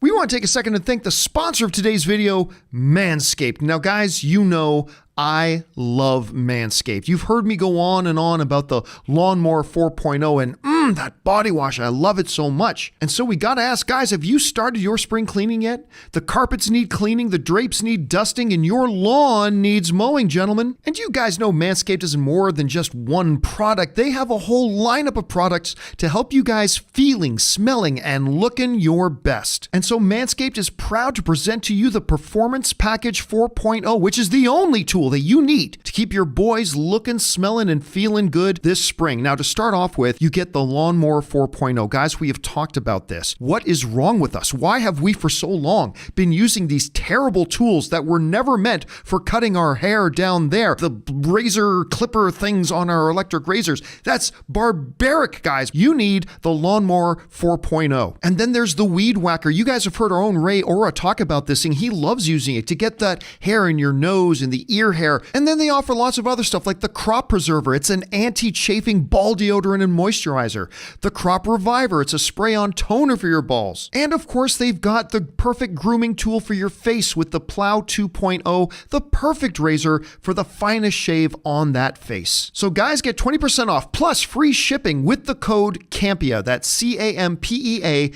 at manscaped.com. That's 20% off and free shipping with the promo code Campea at manscaped.com. It's time to throw out your old hygiene habits and upgrade your life. And thank you to our good friends over at Manscaped for taking care down there and for being a sponsor. Right like that. Being a sponsor of today's episode of the John Campea Show. All right, guys, with that all down, let's now go over and start taking your live questions that you have in there. So, Chris, what do we got up first? All right, first up. Oh, there we go. Oh, we gotta find our spot first. Yeah. 1 second, a bunch raced in. No worries. There we go. Read All off right, those ones yay. first. Okay, so She Stays Rent Free, sending in just some support. So thank you so very much. That's I like wonderful. that name. MP. Whoa. The Batman 2. So many questions. Will it be another serial killer genre film? Will we see a time jump? Will there be ninjas? Was that the leprechaun in the deleted prison scene? Thanks. Yeah, so of course, what did that look like I was doing? It's Something. not whatever you think it was. Wow. So yeah, one of the things they announced at CinemaCon was, I mean, obviously the worst kept secret in the world. We had Matt Reeves come out on stage and say, we're officially doing Batman 2 with Robert Pattinson and all this kind of stuff. I completely 100% believe that it's going to stay in the serial killer kind of motif. I mean, Matt Reeves has already set this thing up. This is a totally quote unquote grounded, most realistic of any kind of comic book film thing you can do. So I think they're going to go in there. I don't think we're going to start seeing a lot of supernatural, various types of characters. I think it'll be another serial killer type, lean even more into the detective aspect of them. So that's what I think they're going to do. I completely agree with that. I mean, they're not going to make it, they're going to do something different.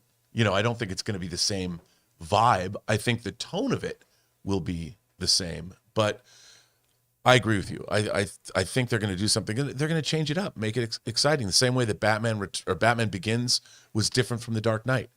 Same vibe, but very different movies. Tell me what you guys think of this, because here's what I think. So every single freaking comic book movie out there, it's supernatural this superpower, that superpower, this magic, whatever. And don't get me wrong, I love them. I do. It's very rare that we get treated to a comic book film that feels more grounded. But here's why a movie like this, and in particular a villain like the Riddler, is far more terrifying, because he could be real. That's the thing that makes it all the more. That's why the scariest part of A Quiet Place to me was not the monsters ripping people apart. It's Emily Blunt walking down the stairs and stepping on a nail. Like that, to me, it got the biggest emotional response from me, because that happens, and that can really happen. You know what? General Zod is not about to fly out of space with his Kryptonian army and unleash a world engine on our planet. I don't have to worry about that. But when you see guys like that Riddler or other characters they could do, that's far more terrifying, because that kind of thing can be real. And that's why that scares me so much. All right. Anyway, what's next? All right. From A. Marcellus, saw everything. Dave XP. I was recently on a 12-hour flight, and I watched one of my favorite movies, Chef, 3 times. What are some of your guys' comfort movies? Oh, Chef is so good. Chef's really good. So good. Jon Favreau, Scarlett Johansson, Robert Downey Jr. is in there. Modern Family. I'm forgetting. Sofia Vergara? Yes, who is married, of course, to Joe Manganiello. I love that movie. I mean, we were just talking about it before the show started. Galaxy Quest is one of my big comfort movies. I love that. Yeah. Zoolander, stuff like that. What about you? Oh man, The Holiday. No, I mean, I'm not kidding. You know what? I put on Scorsese movies. Goodfellas and Casino are comfort food. Shawshank Redemption, even though it's set in a prison, comfort movie for me. I think my ultimate comfort film, though, is the long version of Almost Famous. Ooh, good pick. By the way, you know what? Can you? I should mention something here, guys. There are people who are our channel members, and they have been sending. I guess YouTube has given our channel members free super chats that they can send in. Unfortunately, our system is not registering them. Oh, no. And I realized that after we were at CinemaCon, And I got told afterwards that a bunch of our channel members sent in some of their free super chats. I'm like, really? And so I looked into that, and what I'm now understanding and realizing is that our system that gathers up and collects all the super chats that come in and display them to us, it does not, and this is a problem on YouTube's end. YouTube has got to get this fixed. But those questions are not registering on our system. And so for any of our channel members, by the way, thank you guys for being our channel members so much, who are using those free super chats to send into us, my deepest apologies. But right now, YouTube's got a problem in their backend programming because those ones are not registering on our list, and therefore we're not seeing them. So a big apologies to those of you who have been trying to send those in, but they're not registering for us. So I apologize on that on a big level. So sorry about that, guys, but it's a little bit out of our hands at this point. We'll try to see if we can figure out a solution to that. All right, what's next? All right, from A. Marcellus. Saw Everything Everywhere. I liked it, but my wife looked at me every 10 minutes and said, John Campea actually loved this? Also, a couple walked out of the theater after the trophy fight, LOL. Oh my God, the trophy fight. Fun. Okay, so yeah, listen, like any movie, no movie is for everyone, right? Yeah. No movie's for everybody. And listen, when I came out of Everything Everywhere All at Once, I said, this movie is bonkers. Like, Doctor Strange will not be able to out bonkers this movie. I was dead serious, but the very fact that it is bonkers means it's not going to be for everybody. And yes, the trophy scene, oh my God. I'll just leave it. It's one of those scenes I will never forget. Kind of like Bone Tomahawk has that scene you'll never forget. This has a scene in it that I will never forget. All right, what's next? From James Argenta, I think Reed is director of Fantastic Four since Ant-Man got moved up several months and has a good track record with Disney with 3 Ant-Man and 2 Mando episodes. Peyton Reed. I thought you said Reed Richards is directing Fantastic. Peyton Reed. Yeah, again, listen, he was a very popular front-running name to be the director of Ant-Man. And so if they end up being, it's him, wouldn't doubt that at all. I think your logic is sound. Let's see what actually happens here. All right, what's next? From Jay Bling, if John Krasinski is directing Fantastic Four, what would it mean when it happens? We can't forget he's also directing Imaginary Friends with Ryan Reynolds, which I believe is filming this fall. Yeah, but lots of directors have 3, 4, 5, 6, 7 movies on their docket and on their list at any particular time. So it really wouldn't be that big of a problem at all. And not to mention that one that he's doing is not a big visual effects heavy, huge post-production process thing. It's not going to take nearly as long to make that one as something else. So, I mean, again, I am not sitting here telling you that John Krasinski is directing Fantastic Four. I'm simply saying that I believe something like that is happening, and I wouldn't be surprised at all if it is Krasinski. All right, what's next? From Andy, congrats on the new and sexy office and studio, guys. Nothing says John Campea more than sexy. Yeah, I know. Listen, I know right now the set's it's a little plain, it's a little boring, and we will work over. I am not a set decorator, but I mean, just being able to be up here, not having to run the show because Jonathan is back there doing a good job running the show. Jonathan losing years of life right now. But honestly, this is so great for me personally. This is awesome. And I think now you get a shot, like you get to see all of us. Hey, You get to see all of us, and then Ray on Yeah, via satellite. Yeah. Via satellite. Via satellite, Ray Aura coming in via satellite. Minority Island, baby. That's what she called it earlier in the show. So beautiful. It's so beautiful. There's nothing here, guys. It's pretty fun to be, and now we actually have offices and space to work, and it's just great. So thank you so much for that. I appreciate that a lot. All right, what's next? From My Comic Planet, Oscar Isaac deserves 2 Emmy Awards for Moon Knight, one for Steven and one for Mark.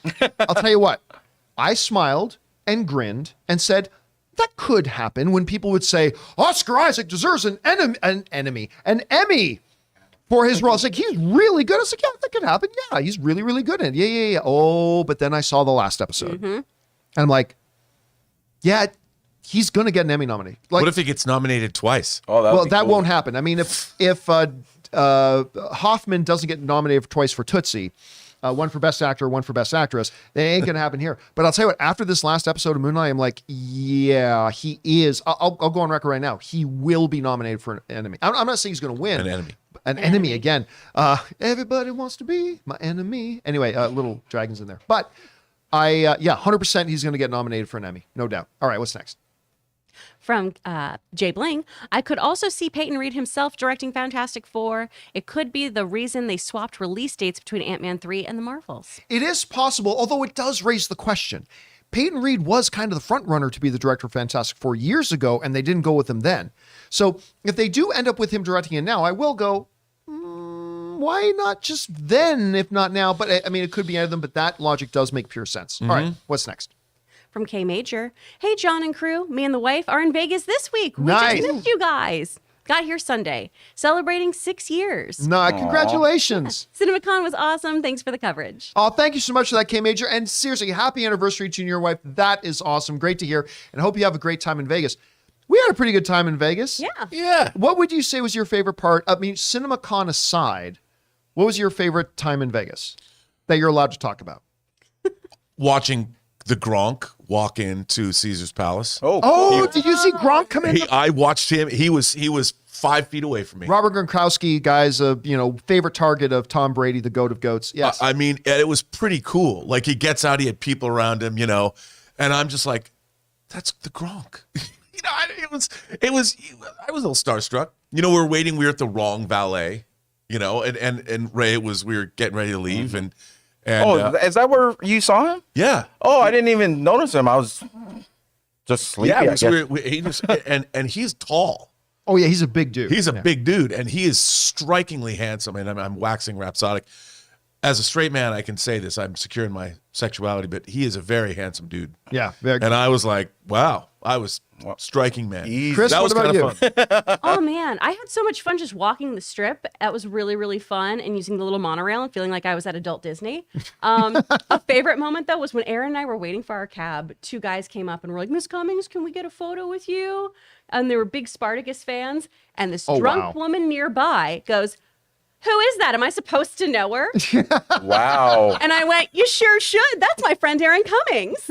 She's a great actress." And this woman was like, "Oh, okay." I was like, "Why would you announce something like that?" Am I supposed to know who that is? I have to know who that is. Which was like, love Although that energy. that experience is funny because we're sitting in a restaurant and a couple people come up and say, "Oh, watch the show all the time," and like you can just tell the people at the tables around them. This just happened. Remember, we were the 3. Actually, Jonathan was out with us, and they come up, and you can just tell the people at the tables around them are like, "Who's that Who are supposed to they?" be? Yeah. Who the f Yeah. is that?" Right. It's like, that's always a Yeah. fun experience. All right, what's next? From Tacky75, hey Disney, where's my I can never pronounce that Egyptian god's name. Towerette. Toweret plush toy? The little hippo? Which? Oh, is that? Yeah, that's the Oh hippo. my God, I Not love since that the character. Banana Splits. Is there a greater hippo ever on television? Good reference.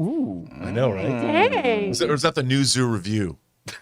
That, although I got to tell you, when the episode 4 ended, and it was just like, it's like, oh, this is silly. But I loved that was character in there episode for it. 5. I loved her a lot. All right, what's next? From South Texas Shark, yo Rob, check out Trek to Yomi on Game Pass. Okay, is that a Star Trek game? Oh, Yeah. No, I it don't is a think game? so. Trek to Yomi? Probably Yomi not. on I mean, Game I don't Pass? know for sure, but I'm going to guess it's probably not. But check it on Game Pass. Do you have Game It's a Pass? video game. It's for Xbox?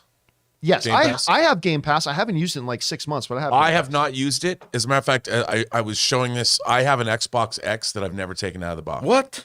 Really? Yeah. What Yeah. the- But I'm Great. going So to. disappointed. I'm going to because PlayStation does not support Dolby Vision, and I believe Xbox X does. Ooh, it's a samurai game. Oh, is it? Oh, okay. Okay. That's. Look at that. By the way, I Rated still M have for blood and gore. to play Ghost of Tsushima. I still haven't Bruh. played that. Ooh. So like everybody's know, telling me that's amazing. I have it on physical media. I can loan you my director's cut disc that you can put into your PlayStation 5. I have access to it. I can just download it. So Keeping his I'm good. PlayStation a virgin. Nothing's going inside. and I know. Okay. And bye-bye. John Campea Promise Keeper. Don't Stay away from compromise my the gift. PlayStation 5. All right, what's next? From Dave XP. I must be so late on this, but I just noticed the similarities between the Batman's theme and the Imperial March. There's an amazing mashup on YouTube. Oh, I mean, okay, it's slow. There are those interpretive beats. Dun, Like I guess that a little bit. I don't think it's that close, but I would like to hear that mashup. That sounds actually Yeah. pretty interesting. I'll check that out. All right, what's next? From Chef Rigo. Rigo. There we go. When are we going to Shogun? This week. To celebrate, we'll go this week. Welcome back, guys. And as Bruce Buffler would say, it's time to come to Shogun. Yep. We are Well, there you coming. go. And now that we're actually all here and we've got the offices here, we will be coming soon. Mark me on that. All right, what's next? From Michael Crossan. Hey, guys, longtime viewer. Listen to you every day on my drive to work. Thank you. I turned 30 last Sunday. Yay. Beyonce got me a PS5. Any game recommendations? Well, first of all, you clearly got engaged right. Yeah. So, I mean, that's the first thing right there. You engaged right. Well, happy birthday, by the way. Boy, you know, I've been finally getting around and playing. Like, I watched the cutscene movie a long time ago. I've been finally getting around to playing God of War. But although I got stuck and I haven't played in about 3 weeks because I got stuck on a spot and I get really frustrated, so I just walked away from it. I got to have Ryan come over and show me how to beat that level because otherwise I'm just gonna be stuck on it forever. But honestly, I've been singing this one game's praises for a while. It Takes Two. It won Game of the Year at the Video Game Awards. I had never heard of it before it won that award. Ann and I got obsessed with it. It's such a fun game. And it's a couple's game. And it's a couple. It's Or romantic. with a friend. You can play with a Yeah. friend, but it's great if you play it as a couple. So if your fiance got you that PS5, great game to play with her. All right. And Ghost of Tsushima. And Ghost of Tsushima. Not as much a couples game, but Tsushima. Tsushima. All right, what's next? From Andy. How is it already May? I Still know. feels like last week that I went to the Batman fan screening with y'all and Rob serenaded me with his ASMR voice in person. Yes, I did. No, it is weird because as I'm writing up the show notes and I'm putting in the date, I'm like, no, that's not right. Oh my God, it is May. It's May, which means tomorrow we should do our May movie preview. We should probably do that yeah. tomorrow, previewing. Because I hear a big one's opening up. I can't remember the name of it. I don't know. Something. I hear a big one's opening up this week. You know, my too. birthday's May 15th. I did know that, as a matter I of have fact. it in my calendar. I also have it in my calendar. Yeah. See? And all of you, come Now you post can on my have it in Facebook your page. Happy calendars. birthday. Yeah, that's what he wants. More You know than what? me. Every year I forget that happens. And then suddenly you get like 200 notifications. I'm like, what the hell's going on? I'm like, oh, right. It's my birthday. And everyone is nice. It makes you feel wanted. You forget about it being your birthday or forget why you're getting so many notifications? Both. Okay. Because I don't, you know, you get older, you don't pay much attention to your birthday. But then Facebook always makes sure that not only do you feel special, you feel beloved. Or- Obnoxious. I There's a do word. Chrisonica. It is an 8-day festival of me. On the love that. first day of Chrisonica. Pasonica, everybody gives to Chris. I'll bring my menorah in and we can light the candles for Chrisonica. All right, what's next? From Ryder, what's the hierarchy of the TVA, Celestials, Gods, the Watcher, etc.? Starting to get a little lost as to who has control of things heading into Multiverse of Madness. I'm not even 100% sure Marvel knows. I mean, and this is where shared cinematic universe starts to bend under its own weight a little bit. Like, even in the last episode of Moon Knight, when they're trying to make sense. Well, wait a minute. If this is the afterlife, then what is going on in Black Panther and what's going on here? So then they start to throw in these lines. Oh, you should see what it is for, what do they call it? What do they call the afterlife in Wakanda again? Oh, shoot. She specifically Yeah, refers to it. I forget it. She's like, it's beautiful. or Yeah, whatever. it's beautiful, whatever. So they're trying to make it seem like it all just works together, but you're starting to see the bowing a little bit of the MCU under its own weight. John, you know, I've said the cosmology of the MCU fascinates me, but Ancestral plane. Thank you, everybody in the That's- live right, chat who wrote that in. Live chat's all over. Ancestral plane, ancestral plane. when a ancestral plane. celestial's coming out of the ocean, I mean, you think people aren't going and looking and going, this thing is coming out of our planet. And then there was a celestial in the, what does the human population of Earth think about everything that's going on? Even in Doctor Strange, in the opening of Doctor Strange, I'm wondering, is this just now par for the course for the people of New York City? Yeah. You know, they've seen aliens show up. There's celestials in the sky. You know, do people just go about their business? Yeah, You know, they're that's just the most New York standing on thing ever. balconies just watching Doctor Strange. Like, hey, look at how cool that is. That's why everyone leaning out the window in the previews is so confusing to me. Where I'm like, if you're in New York, you're like, screw this. I don't care. Yep, just another Thursday. We've been All attacked right, by aliens. what's Whatever. next? From Elizabeth Arado, my pick for Fantastic Four director, either Peyton Reed or Brad Bird. Ooh, Oh, Brad I Bird. like the Yeah. Brad Bird. Yeah. I mean, he basically did direct 2 Fantastic Four movies. They were just called The Incredibles. They were called The Yeah. Incredibles. Did a great job on that. Wasn't super big on his George Clooney movie. Tomorrowland. What I didn't hate it. I remember the cast came in the studio and they were absolutely delightful. That was a movie that had its upside, but it was a little bit of a struggle. But I would see Brad. I mean, because you're right, he's basically done 2 very successful Fantastic Four And he movies directed already. Ghost Protocol, the Mission Impossible That's movie. right. I totally forgot. And about that was great. Yeah. Really good. All right, what's next? From Ben Reiner, if JK is Reed over under 2.5%, Rainn Wilson Can is you scroll that up just a touch, Jonathan? We're just losing a bit off. There we go. So over under that Rainn Wilson is Doom. JK. I just think John. J.K. Simmons, John Krasinski. No. Like we've seen everybody always. Here's the thing though about fandom, right? Everybody has always asked for these ridiculous things from Marvel to do, but when they even come close to doing it, everybody complains.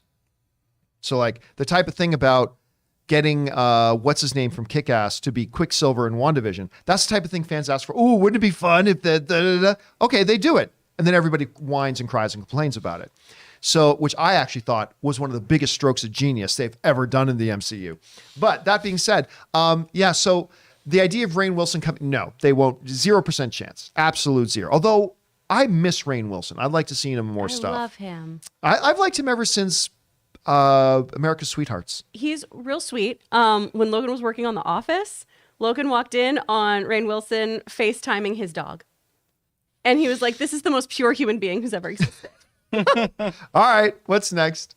From Bobby Jackson, Moon Knight, Halo, Barry, Strange New Worlds, Winning Time, Atlanta, Better Call Saul, Outer Range, and We Own This City from David Simon on The Wire. I am loving TV right now. I'll tell you what, I got caught up on Winning Time last night because I was 2 episodes behind. Oh, I'm behind. Oh my, this is the best show of the year so far. Like I'm loving Moon Knight. Don't get me wrong. I'm loving Moon Knight. There's a number of things on TV. I'm actually really getting into Halo. Like I'm really starting to dig Halo a lot. But Winning Time is the best show on TV right now. I watched the last 2 episodes last night, and I was just floored. I am immersed in it. Again, I don't know what Jerry West's problem is, but Jerry West is like the best character on television right now. There's nobody else other than Dr. Jerry Buss. There's nobody else I want to hang out with than the Jerry West of the 1980s. I want to hang out with that dude. So that's my favorite thing. What on that list stood out to you the most, Rob? Well, We Own This City, David Simon's new series, which I haven't seen yet. I am dying to see. But also something that wasn't on that list, oh my God, Ozark. The last 7 episodes of Ozark dropped. Yo, wow. I'm not going to say anything, but that was worth the wait. All right, what is next? From My Comic Planet, they dropped Don't Worry Darling trailer to the public today, and wow, it looks amazing. Just a trailer, but could this be Florence Pugh's best work? I mean, any actor who has any movie coming out, if you ask the question, could that be their best work? The answer is yes. Of course it could be. Olivia Wilde seems to think so. She said as much. Yeah, Olivia Wilde thinks she's amazing, and of course she's the director. It's her movie. But still, all we'll say is this. The stuff I doubt they put out the same thing we saw. Yeah. I doubt there's a lot of filthy in what they showed us at CinemaCon. I don't know. Yeah. I mean, maybe it was the same thing that they put out, but I'm going to bet it's a different version. I would imagine, because that was red band. That was way red. That was the pure reddest of the red band. bands. Yeah, that was way red band. But I'll tell you what, this movie looks so good. Mm-hmm. So good. And Chris Pine, who I've always liked Chris Pine, but I like him more and more every time he does something. I just think this dude's absolutely amazing. He looks great. And Florence Pugh, listen, it doesn't take a rocket scientist to recognize she's going to be a force in Hollywood for the next 20 years. Oh, absolutely. I mean, no doubt. She's got it. She's absolutely got it. All right, what's next? Yay! From Jay Master, sending in a $50 super chat. Oh my Jay, thank you, Jay. man, for supporting us on that level, dude. That's very generous of you. Thank you. What a weekend for the NFL Draft 2022. I watched the draft all 3 days, but let's be honest, the Seahawks drafted great talent on all their picks. Yep. With cornerback Colby Bryant. Also, I think Brad Bird should direct Marvel's Fantastic Four. Again, Brad Bird would be a great pick. You know, this is the first time I think that they've held the draft in Vegas. I might be wrong about that, but it's certainly the first time they've held the draft in Vegas that I've been in Vegas. And everywhere you walked around, there were people wearing jerseys and really loud bling, like everywhere you go. And so like we even walked by, like Rob and I were walking down the hallway, and I saw a bunch of people decked out in their Seahawks gear. And like, Rob, Seahawks representing. What did you yell at them?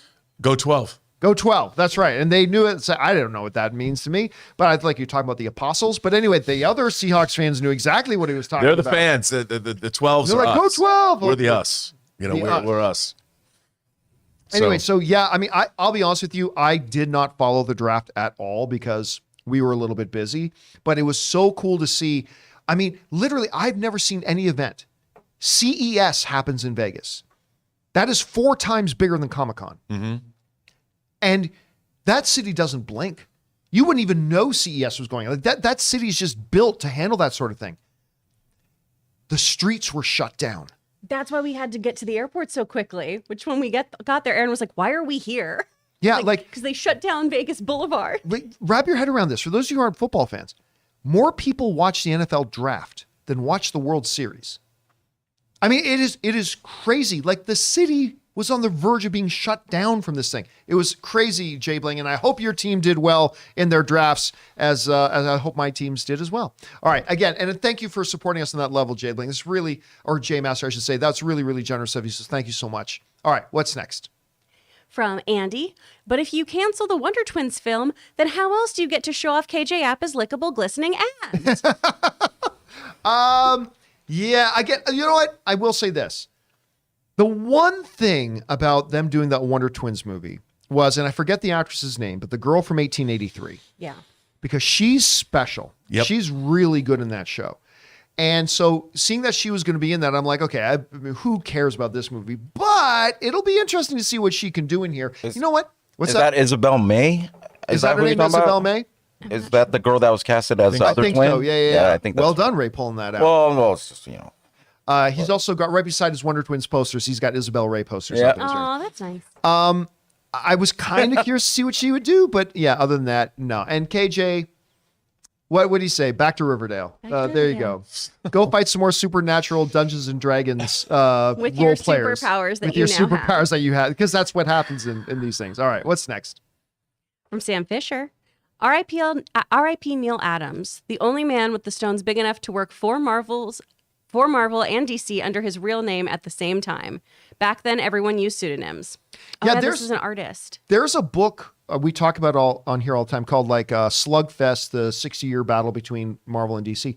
And they go a little bit into that about the fact that, you know, some artists and writers and whatever had to use pseudonyms because they didn't let the other companies know they were working for them. But Rob, I mean, obviously we haven't done a show since we found out about the passing of Neil Adams. Your thoughts? Well, you know, Neil Adams was not only was he to me, he drew the definitive Batman. His 70s Batman was my favorite Batman.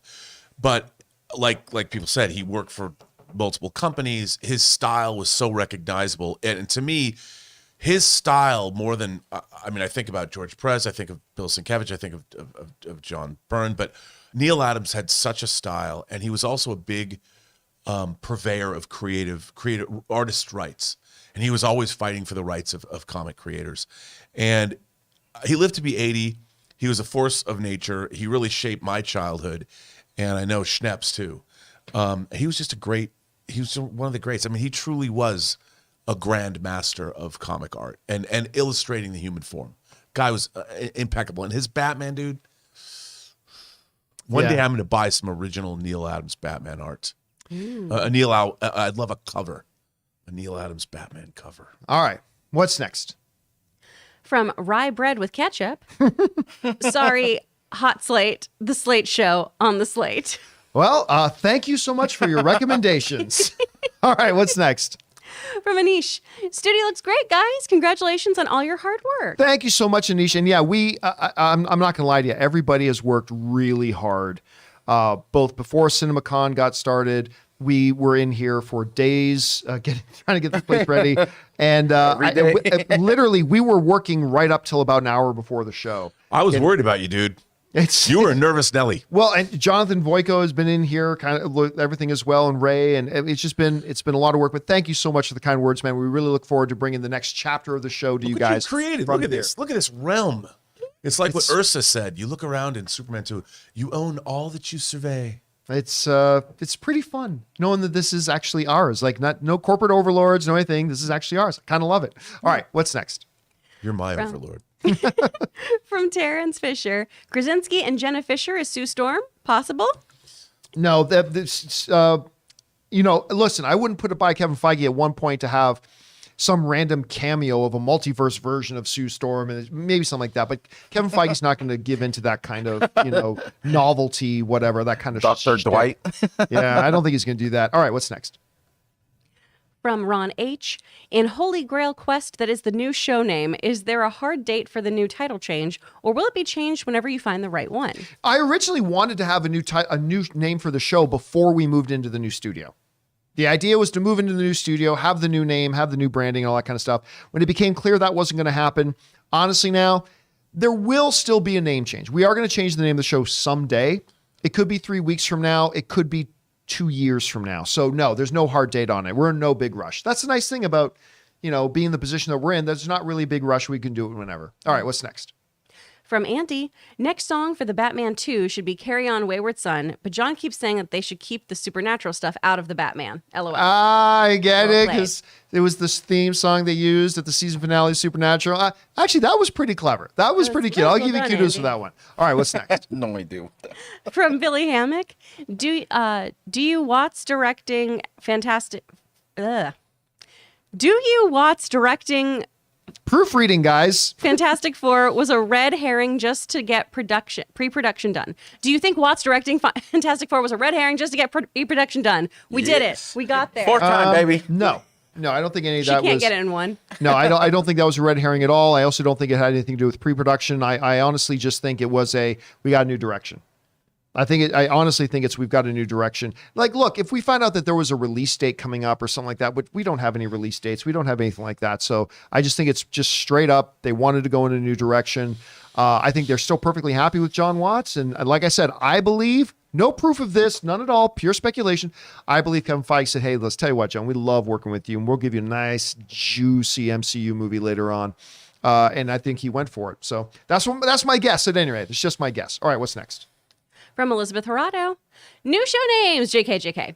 Congrats on the new studio. Been watching since the AMC days. I was a baby when I started watching, and now I'm 30. Wow. Looking forward to seeing this new journey unfold. Well, thank you so much for that, Elizabeth. You know, it's funny too. We were talking before the show started that I still think of my days at AMC Collider as just being like just a little bit ago. It's been over 4 years since I left Collider and started doing my own channel. And so it's kind of, time is flying, Elizabeth, but thank you for being along for the journey with us. And thank you for still being here. And thank you for being a part of our community. It's great seeing your name in there every day. All right, what's next? From William Bonnet, after seeing Man of Steel fight scenes again, I think someone like Disney or Warner can make a Dragon Ball Z movie work this time. Any thoughts? Here's the problem, William. If you think the only thing to making a Dragon Ball Z movie is making the fight scenes look good, It is. It is, man. Something that looks cool like that. I don't care what else you do. I mean, that's the problem right there. Like, you've got to make a good movie. And look, I'm going to be very unpopular for this. Uh-oh. I remember I had this great friend of mine when I lived in Saskatoon. His name's David Zebart, buddy of mine, David Zebart. And I remember, and David Zebart's one of the funniest guys I ever met. And I remember when he said, "You've never watched Dragon Ball Z? Come over to my house this one day. We're going to sit down. We're going to watch Dragon Ball Z." I'm like, okay, great. Because I liked just about everything he liked. And we watched about 4 hours of Dragon Ball Z. And I never got out of my head, how does anybody like this? At the time, right? And even today still, because I do a lot of YouTube surfing, I will watch a lot of clips from Dragon Ball Z. And I still think the same thing. How do people like this? Now, I'm sure there's a lot of things that I watch that people think the same thing. That's the beautiful thing about entertainment and art. It's all subjective, and clearly Dragon Ball Z just doesn't work for me or click for me, and that's perfectly fine. A lot of people absolutely love Dragon Ball, and that's great. But after all these years, and I keep going back and trying it, and it's like I still don't see the appeal of it. I just don't. This is one that I do feel is an overrated anime. Sorry, everyone. I like Dragon Ball Z Kai more because it's condensed. So there's not as much of the filler episodes, right? Because I grew up watching this on Toonami. And so it would take weeks and weeks and weeks for you to watch a fight because it was just people powering up constantly being like, I gotta get to 9,000. But I think there's some really, really good stuff in there.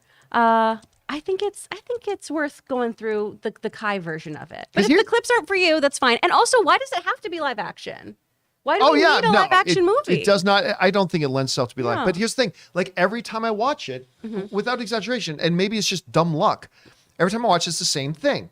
It's like, Goku is here. Okay, great. Oh, but now there's this bad guy. You don't understand, Goku. This is the baddest guy we've ever faced. I'm gonna wreck you. All right, blah blah blah. And then he does something powerful, and it's always a close up of somebody's face going, "That's impossible," which is a line. This cannot be. And it's like it's the same thing every time. But then again, you could probably say the same thing about Supernatural, and I watched that for like 15 years. So Different strokes for different folks, you know? yep, it's that's the beautiful thing about subjective. the art, man. There's something in it for everybody. All right, what's next? From Daniel Dang, will you bring back the panel style from AMC? I don't know what that means. The panel style. I think maybe he might think maybe the sidebar, or I don't know. The side panel? I've had a few people ask me about that because back at AMC, I used to have an ESPN, like there would be a bar over here that would list all the topics, and whichever topic we were on would be highlighted. I loved that bar, but it was an ass load of work every day to have that made. nightmare. Like it was an ass load of work. So I while I love that bar a lot, I don't see it coming back. I think Ray would quit.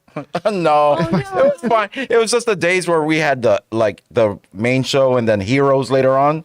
Just to have to do that whole cycle like twice in a day. Ooh, worst Wednesday ever. All right, what's next? From Izante, how come John's wife works for Apple, yet he is the only one without one? LOL. P.S. I love the new set. Thank you very much. Well, listen, if you go in my office right now, is my MacBook, my iPhone, and my Mac Studio Ultra. So I needed a laptop to connect to this TV here, so that I could bring up images, and I'm controlling the images that go on the TV. And it's just that this PC laptop, a very good Samsung laptop, by the way, that I have here, but has an HDMI plug right in it. And so it just made it convenient for me to do that. But yeah, and by the way, my wife doesn't work for Apple anymore. She got a better offer for an executive position at another company, and so she left Apple. And but she loved her time at Apple. It was great, and I certainly benefited from the discount. Hence my MacBook, my iPhone, my Mac Studio Ultra. But yeah, it's been great. All right, what's next? From Stefan, needing a break is actually the best reason I've heard to step away from a movie. Mental health is important, and a burnout can come very unexpectedly. Oh, absolutely. Yeah. And I could buy that if he wasn't already making another movie. Exactly. I mean, that's all great, but he's already making another movie. So that's part of the reason why I just don't buy. Plus, I mean, when they made the announcement of Spider-Man, remember the pandemic and everything, when they made the announcement about him directing Fantastic Four, they were nearing the end of work on Spider-Man thing. So it's been a while. So again, you're absolutely right. But it would be more believable if he wasn't already working on another film. So anyway, All right, what's next? From MP, I think there could be a Batman movie in an MCU-style reality that could have Mr. Freeze who cares for his wife. But I fear the Batman reality will make him something else. I don't want Batman / 7 2.0. I do. Oh my God, that sounds awesome to Yeah. me. But listen, we've talked before, right? Iceman, Mr. Freeze You're dangerous. is a character. Shout out. Mr. Freeze is one of these characters that you could, with a very little bit of adjustment, make him very believable. I mean, you'd have to make some alterations, a little bit of adaptation, but he could work probably pretty well. You couldn't go with a straight up comic version of him, but you could make that work pretty well. But just you saying Batman / 7, yeah, give me that. I'm into that. Well, and also if you look at something like, was it Sub-Zero, the straight to VHS movie? It's very grounded. It's a very grounded film, especially with today's technology of just the lengths he goes to for Nora, of kidnapping a woman with her same blood type and all this other stuff. Like, you can totally do this in a realistic way and still have all these serial killery elements and still be fantastical. By the way, you have not seen Mr. Freeze until you've seen Mr. Freeze in Harley Quinn. Lady Gaga! Great. Anyway, okay. But if you guys seen the show, you know what I'm talking get about. it. All right, what's next? From K Major, hey crew, John, you answered a member's question regarding doing a triple show in one day, and you were jealous. My last triple play was 2014 Godzilla, X-Men, DOFP. Days of Future Past. Thank you. Amazing Spider-Man 2. What a day. That's a good That day. is a great day. That is a good day. I mean, I think the last pure one of the last pure double features I remember doing is not a good one. It was me, Dennis Zen, and the late great John Schnepp. And we decided, because one movie was literally starting 5 minutes after the ending of another, so we went to go see the double feature of Seventh Son and Jupiter Ascending. Oh, Come on, man. Jupiter Ascending rules. Which is one of the worst cinematic pieces of shite in the history of Hollywood. And Seventh Son was better, but not much better. We walked out of that double feature, like just hilariously laughing. Like, I don't think there's been a worse double feature in the history of movie going. It was pretty bad. It was pretty bad. The times where they ignored the moon and just went to everything else. Yeah, it the was just- sun and Jupiter. I'll Jupiter. defend Jupiter Ascending. It's a Disney princess movie. By the way, saw By the Disney. pitch meeting video for Moonfall. Very good job on that. Yeah. Very good job they did on that. By the way, that did come out on home video. Beautiful steelbook, Ray. I can't wait. You to know, not buy someone it. actually messaged me and said they watched it and they actually liked it. So I'm good. I'm glad, and they want a sequel. I still want a sequel. Maybe I didn't enjoy the first one, but I There still will want. never be a sequel to Moonfall. Oh, why? You know how much money that movie lost? You know how much I lost to the Moon Casino slot machine? All right. that was so rude of that slot machine. I know. So You here, love so the moon here. so I, much. so I was in Caesar's Palace. I was looking around. I was like, what slot machine is going to take this 20? So of course, So I go around, and there's this one slot machine all the way in the back, and it has the moon on it. And it says, I think it's called Cursed Moon. Oh, bad sign already. But anyways, I played it, and it just didn't give me anything. But, you know, then a 20 turned into 40, and then 60. And then I just left, like, with no faith in the moon anymore. by the way, I just want to throw this out there just for things. So Moonfall cost roughly $150 million to make. It made worldwide $43 million. So just throwing that in there. There will never be a Moonfall sequel unless I make it on like, what's the new easy animation? Flash isn't a thing anymore. Unless I make it at home in like little Flash animation, it ain't going to happen. All right, what's next? From Raphael, the 80s was a great decade for films. From low budget to blockbusters, we can name at least 25 awesome films. A rarely mentioned fun little gem is Night of the Comet. Oh, that is one that doesn't get brought up very is that? often.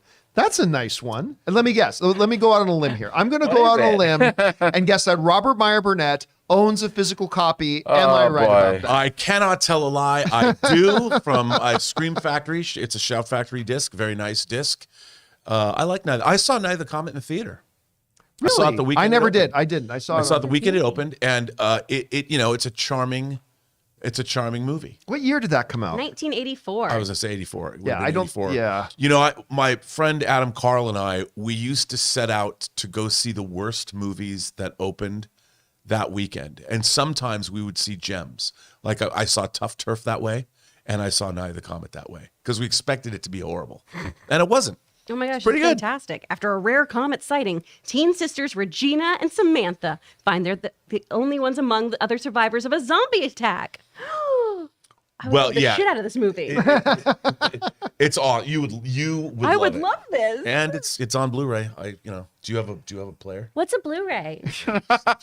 It's something your grandfather used to use. Oh, that's neat. I'll People talk would to s- Pappy. Yeah, everyone says, "Oh, Rob, sticking a disc into a machine is so 20th century." Yes. Yes, it is. All right, what's next?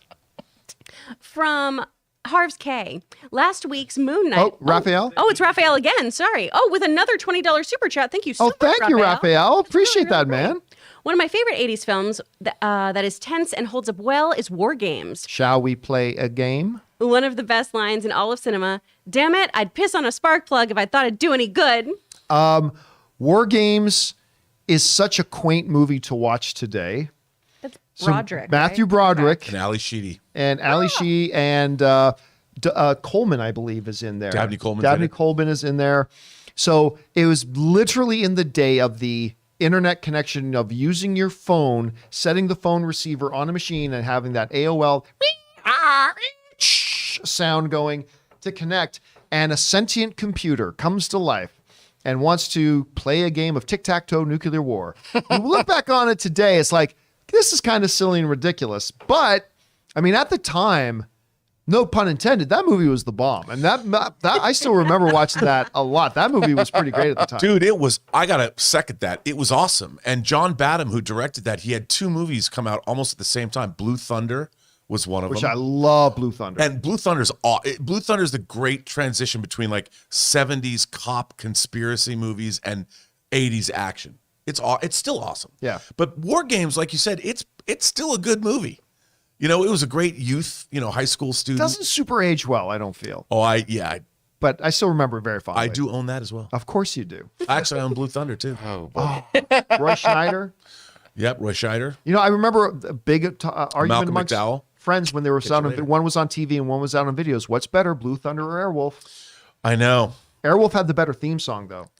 Airwolf had one of the best theme songs of all time. It lasted a lot longer than the Blue Thunder TV series. Yes. Well, I don't even think about the TV series. I just think about the movie. All right. Anyway, what's next? From Harps K, last week's Moon Knight was definitely Oscar Isaac's Emmy submission episode. Yeah. But now they have so much to cram into the finale. I'm a little worried. No, seriously, I got to the end of that episode. I'm like, how is there one episode left? I don't know. I don't know. I mean, I felt like that was the episode that happens 4 episodes before the end of the series. So you're right. We're going into tomorrow night, and I got a lot of questions. I hope it's a long episode, but I don't know. We'll see, man. Lots of questions still to answer. All right, what's next? From Caden, Moon Knight finale and multiverse in the same week. Thursday, we are going to do the show. We're going to go to lunch, and then we're going to go watch Doctor Strange, the Multiverse of Madness. We will do our right out of the theater reaction review, of course. Very excited about that. But yeah, Moon Knight, after last night's episode, I'm like, again, it's one of the more special episodes of Marvel television they've done. And so I'm really looking forward to seeing what they're going to do to finish this thing out. All right, what's It's next? so fun. King Ricardo, over under 20% that Herbie will be in Fantastic Four. Love you guys and love the new studio. At this point, I'll go under 20, but I'll go over 15. I mean, I think everybody expects everybody to be in this thing at some point. I think Ronald McDonald is going to show up in this movie. Remember him, the clown, slinging his burgers? Of course. What will Grimace? Hamburglar. Hamburglar's on the Grimace. Illuminati. I'm going to say that right now. Oh, for sure. Hamburgers. With 2 fry kids flocking him. Totally. Yeah. All right, what's next? From Reese Francis. Idea for the show: the entertainment arraignment, our weekly judgment of entertainment. It links your current and previous professions, whilst also being not entirely specific to you. Of course, that's a reference that I used to work in law. So, okay, all I say is thank you for the recommendation. Appreciate that. You totally could have said, "I'll allow it." Okay. Oh, that's right. Boom. No, overruled. There we Overruled. go. Okay, what's next? From Sam Fisher, 1 of 2. Fantastic Four losing Watt sucks. He did amazingly with Spider-Man. I'm sure he would have done fantastic with the Fantastic Four, but I trust Feige to find the right director. So the second part of this... See if you can find part 2 there. He might not have been able to get it in. All right, we'll just have to get to it when we Yeah. get to it. Sorry about that. Okay, what's next? Oh no, we were back up. I'm sorry, Jonathan. There we go. There. All right. Daniel Gilbert, 1 of 2. For All Mankind, Severance, and Oh My God Foundation. I've never been a fan of Apple, but Apple TV is proving that production value matters. All 3 shows give me the same anticipation that Game of Thrones used to. Yeah, listen, there's a part 2. We'll just have to get to that when we get to it. Listen, I remember maybe 5-6 months ago, somebody asked, okay, 5 years from now, who are the 3 big streamers? And I said Apple. Everybody laughed. Said, this guy's saying Apple. Yeah, damn right, it's going to be Apple. You know why? Because they don't believe that they just have to throw tons of empty content at it. They have the money to put into proper production. They have the patience to do it right. And they have the gravitas to attract any storyteller that they want. I'm telling you, they will be. And they have done nothing other than maybe C. I wasn't big on Jason Momoa's C, to be honest with you. Yeah, same. But other than that, just about everything they do, they just crap out excellence. They're doing a terrific job. I mean, what's standing out to you? Crap out excellence. They I do. love that term. What do you think about what they've been putting out? Amazing. I mean, I didn't dig Invasion. That's it. Race checked out. Ray's heartbroken now. You might as well just tell him you don't like But the I moon. wanted to. It's a handsome show. It's just it's the most boring alien invasion in history. Although some people like how it went. There are Some other people. shows. I mean, I like Foundation. I haven't watched Severance yet, but For All Mankind, The last episode of the second season of For All Mankind is one of the most exciting episodes of television I've seen in 20 years. I love that show. Yep. Both seasons were good. Yeah, they're both really good, and the things that we're seeing from them, like you said, they spare no expense. They've got great creators, really satisfying watches. I think what they're doing is terrific. They're great. That's where most of my favorite shows are right now. Yeah. The After Party, Severance, Servant. I love all the stuff that's on Apple. I think they're doing really great work. They are killing it.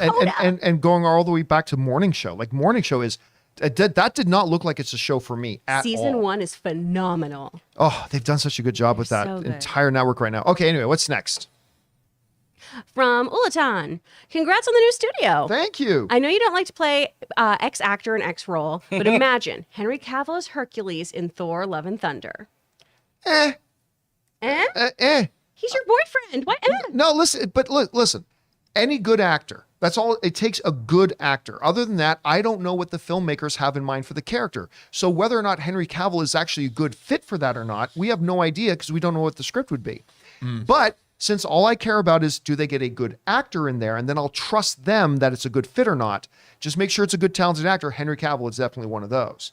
So, I mean, I'll take Henry in just about anything because I think the guy's a tremendous talent. All right. What's next? Stubble McShave. In the next 3-hour MCU film, Deadpool should, at an appropriate moment, walk on stage and say, "Let me, for the next 7 minutes, tell you when I peed my pants." I'm not quite sure what it is they're saying. Is that so we have a pee break for Aaron Cummings? Or is he saying that the next Deadpool movie should be 3 hours? Or is it saying that the next time there's a 3-hour movie, at some point, Deadpool should cameo and say, like a VH1 pop-up yeah, gonna pee video. our pants? This is where you can pee. That would be a totally inappropriate use for the character. Absolutely. And again, Love it.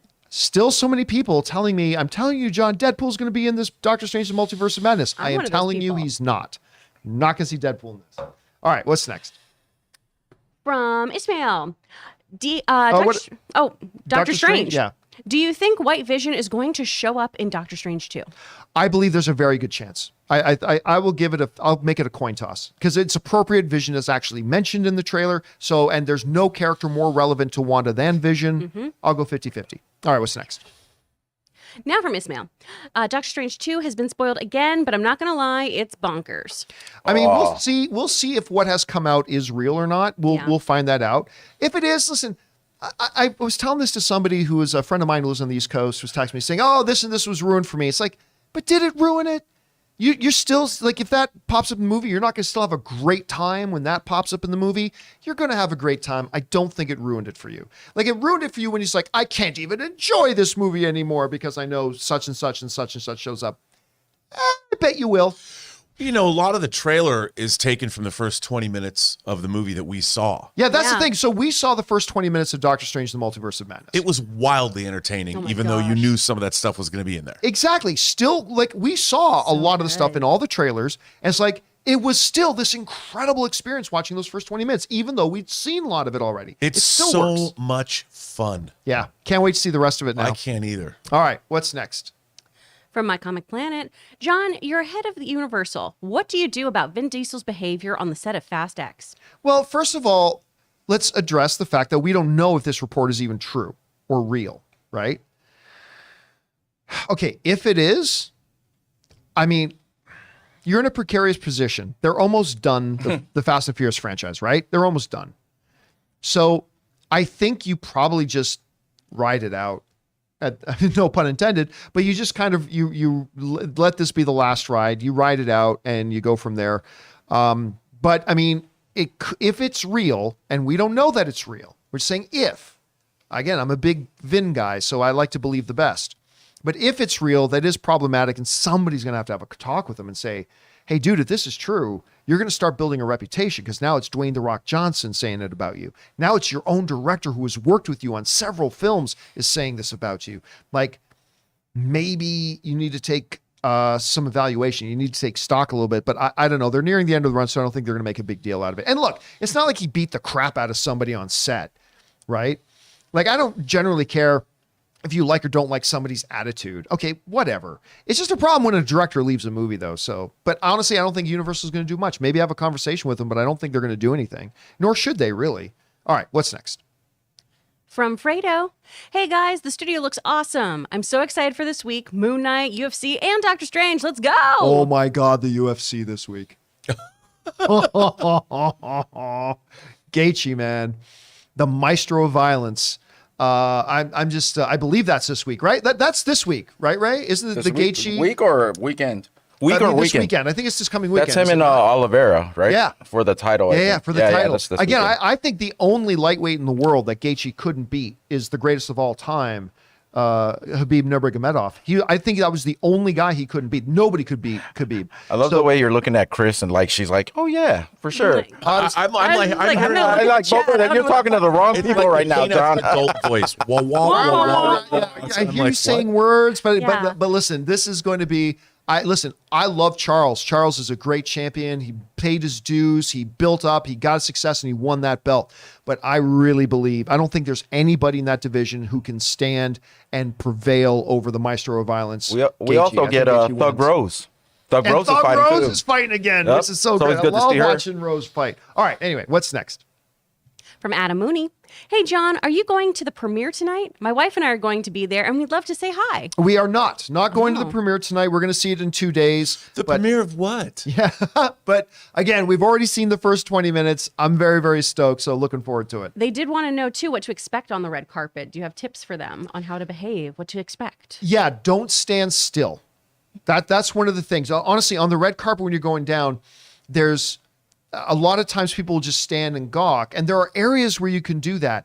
But generally speaking, remember when you're just standing still and like being a looky-loo or whatever they call that, you're holding up the line and you're holding up everybody else trying to get down there and all that and see all the different things there are to see. So just keep it moving. Stop when you get to the areas where it's a big space and they let people stop it. Just keep it moving. That's a big mistake people make. All right, what's next?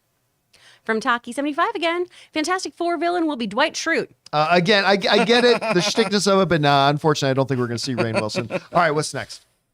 From Mr. Hank Dunn.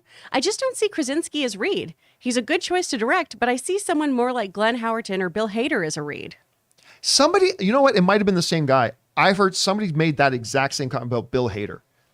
I love Bill Hader. I do. I do not see him as a comic book character Yeah, at all. I mean, me neither. I love him. I love Love him him. as Barry. Love him as Barry, but I do not see him particularly as a Reed Richards. No. I don't see that as being a fit at all. I think Krasinski absolutely could fit it, but hey, yeah, we'll Agreed. see. We'll see. What's next? From Glenn Mark. 2 of 2. Ooh, I didn't see the first one, I don't think. I'd never seen before Cloud Atlas, had only to watch partway through trailer to know I definitely wanted to see this film. Multi-dimensional. I'm not a fan of Cloud Atlas. No, I was not a fan of it at all. I actually personally thought it was kind of bad. But that, hey, that's just me. What did you think of Cloud Atlas? Like Jupiter Ascending, the Wachowskis, I thought, did a very good job with Cloud Atlas. All right, what's next? And Tom Tickwer, too. From Jordan Ellis. Excited to see the new Elvis movie. My dad got to see Elvis live in Fresno, and his birthday is coming up. After hearing you guys talk about it, I'm excited to take him and the whole fam to see it. I'll tell you what, man. We were there. The director came out. They gave a big presentation, and the director talked and talked and talked. Baz and talked. Luhrmann. Baz Luhrmann. Baz Luhrmann, Baz Luhrmann. the director of the fabulous Moulin Rouge, doing this Elvis thing. Look, I'm just telling you what. I remember when we first saw the trailer for Moulin Rouge, we were all like, "This looks like it could be really good," and we only doubled down on that. Now this thing looks fantastic. It does. Cannot wait for this. And thing. that kid, what's his? Austin Butler. Butler. Austin Butler. He looks so good in the movie. Now, he He really doesn't does. quite look exactly like Elvis. Who cares? But he captures, like, he channels him. And I can't Mm-hmm. wait. I mean, and just seeing him live talking, you could tell that dude's a star. Oh, Yep, absolutely. he is a superstar in the making. Absolutely. Yep. And he channels that soulfulness that Baz Luhrmann kept talking about needing for this role. Yes. Yep. He really seems like he embodies this character. And the fact that it's him singing Young Elvis, too, is just Yeah, that was part Amazing. that blew me away about the trailer. All right, what's next? from MP. In the Batman, you can see his costume is kind of clunky, oversized. His car's not quite a Batmobile, which I feel represents the novelty of this Batman. Will he continue to transcend with his gear? First of all, what is the Batmobile? Like, when you say it's not quite the Batmobile, what is the Batmobile? The 1960s Adam West Yes. Batmobile? Yes, absolutely. The Michael Keaton over-elongated like whatever Batmobile, the Christian Bale Tumbler. I mean, every Batmobile has been so different and so unique. When you say that's not quite the Batmobile, I would ask, well, what is? Like, really, I think they, like, to me, when I looked at that car, particularly when I saw it in action, I'm like, this is as Batmobile as any Batmobile we've seen. When you see it in action, like maybe if you just see a still picture of it, it's not what you think, but we see it in action, it's as much the Batmobile as the Tumbler was, or as Michael Keaton's car, or as Adam West. It is the Batmobile to me. I don't know. What do you think? Yeah, I mean, dude, first of all, it's how it acts. You know, that Batmobile, from the time it turned its engine on or whatever, what it was in that sequence, it was ferocious. It was almost like a living predatory cat watching that. Of course it was a Batmobile, you know, and he's, what I liked about it is it establishes that Bruce Wayne tinkers with cars. He built that himself. I loved it. It's going to look so sweet in the next one, especially with the suit, and then his relationship with Alfred is going to be all improved, I think. I cannot wait for the second one. I'm so excited for that. Yeah. All right, what's next? All right, from Andy, 1 of 2. Batfleck helped Barry get a job at the CCPD. Can't wait for Barry to trash the Batcave, steal Batman's utility belt and Batmobile, and tell Batman.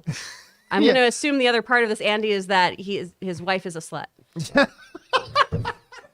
I'm going to just go out on a limb here. Those of you who don't know what Chris is talking about, that is something that is the Idris Elba, that Ezra Miller apparently did to a couple, and he called his wife, he called his wife a slut. Man. Oh dear, Chris Carr, ladies and gentlemen, Chris Carr. All All right, what's next? All right, the man with the master plan. Yo, love the new layout. And this is Game Week. It is Game Week. I mean, we got the finale of Moon Knight. We got Doctor Strange 2. This is crazy. Star Trek Strange New Worlds. Brand new Halo. I mean, this is a good week. Good week. All right, what's next? From Jamie Sundays. Hey guys, was watching Paramount Plus, The Offer. I think it's okay-ish, but there's a small little cameo from George Lucas in the background when they introduce Coppola. Which would be completely appropriate because they've, of course, both worked on American what was the name? American Zoetrope. Zoetrope. Of course, you had Coppola was the master, George Lucas was the apprentice. I mean, it all comes back. So that makes it total. I haven't started watching it yet. Again, we've been kind of busy with CinemaCon, but here we are. Lucas was one of the people that said to Coppola, "You have to take this job to get money to keep American Zoetrope open." And I think I think Lucas directed certain parts of the movie, if I'm not mistaken. Didn't he work on a couple of things? I don't know. I believe I heard that story, but I could be thinking about something else. All right, what's next?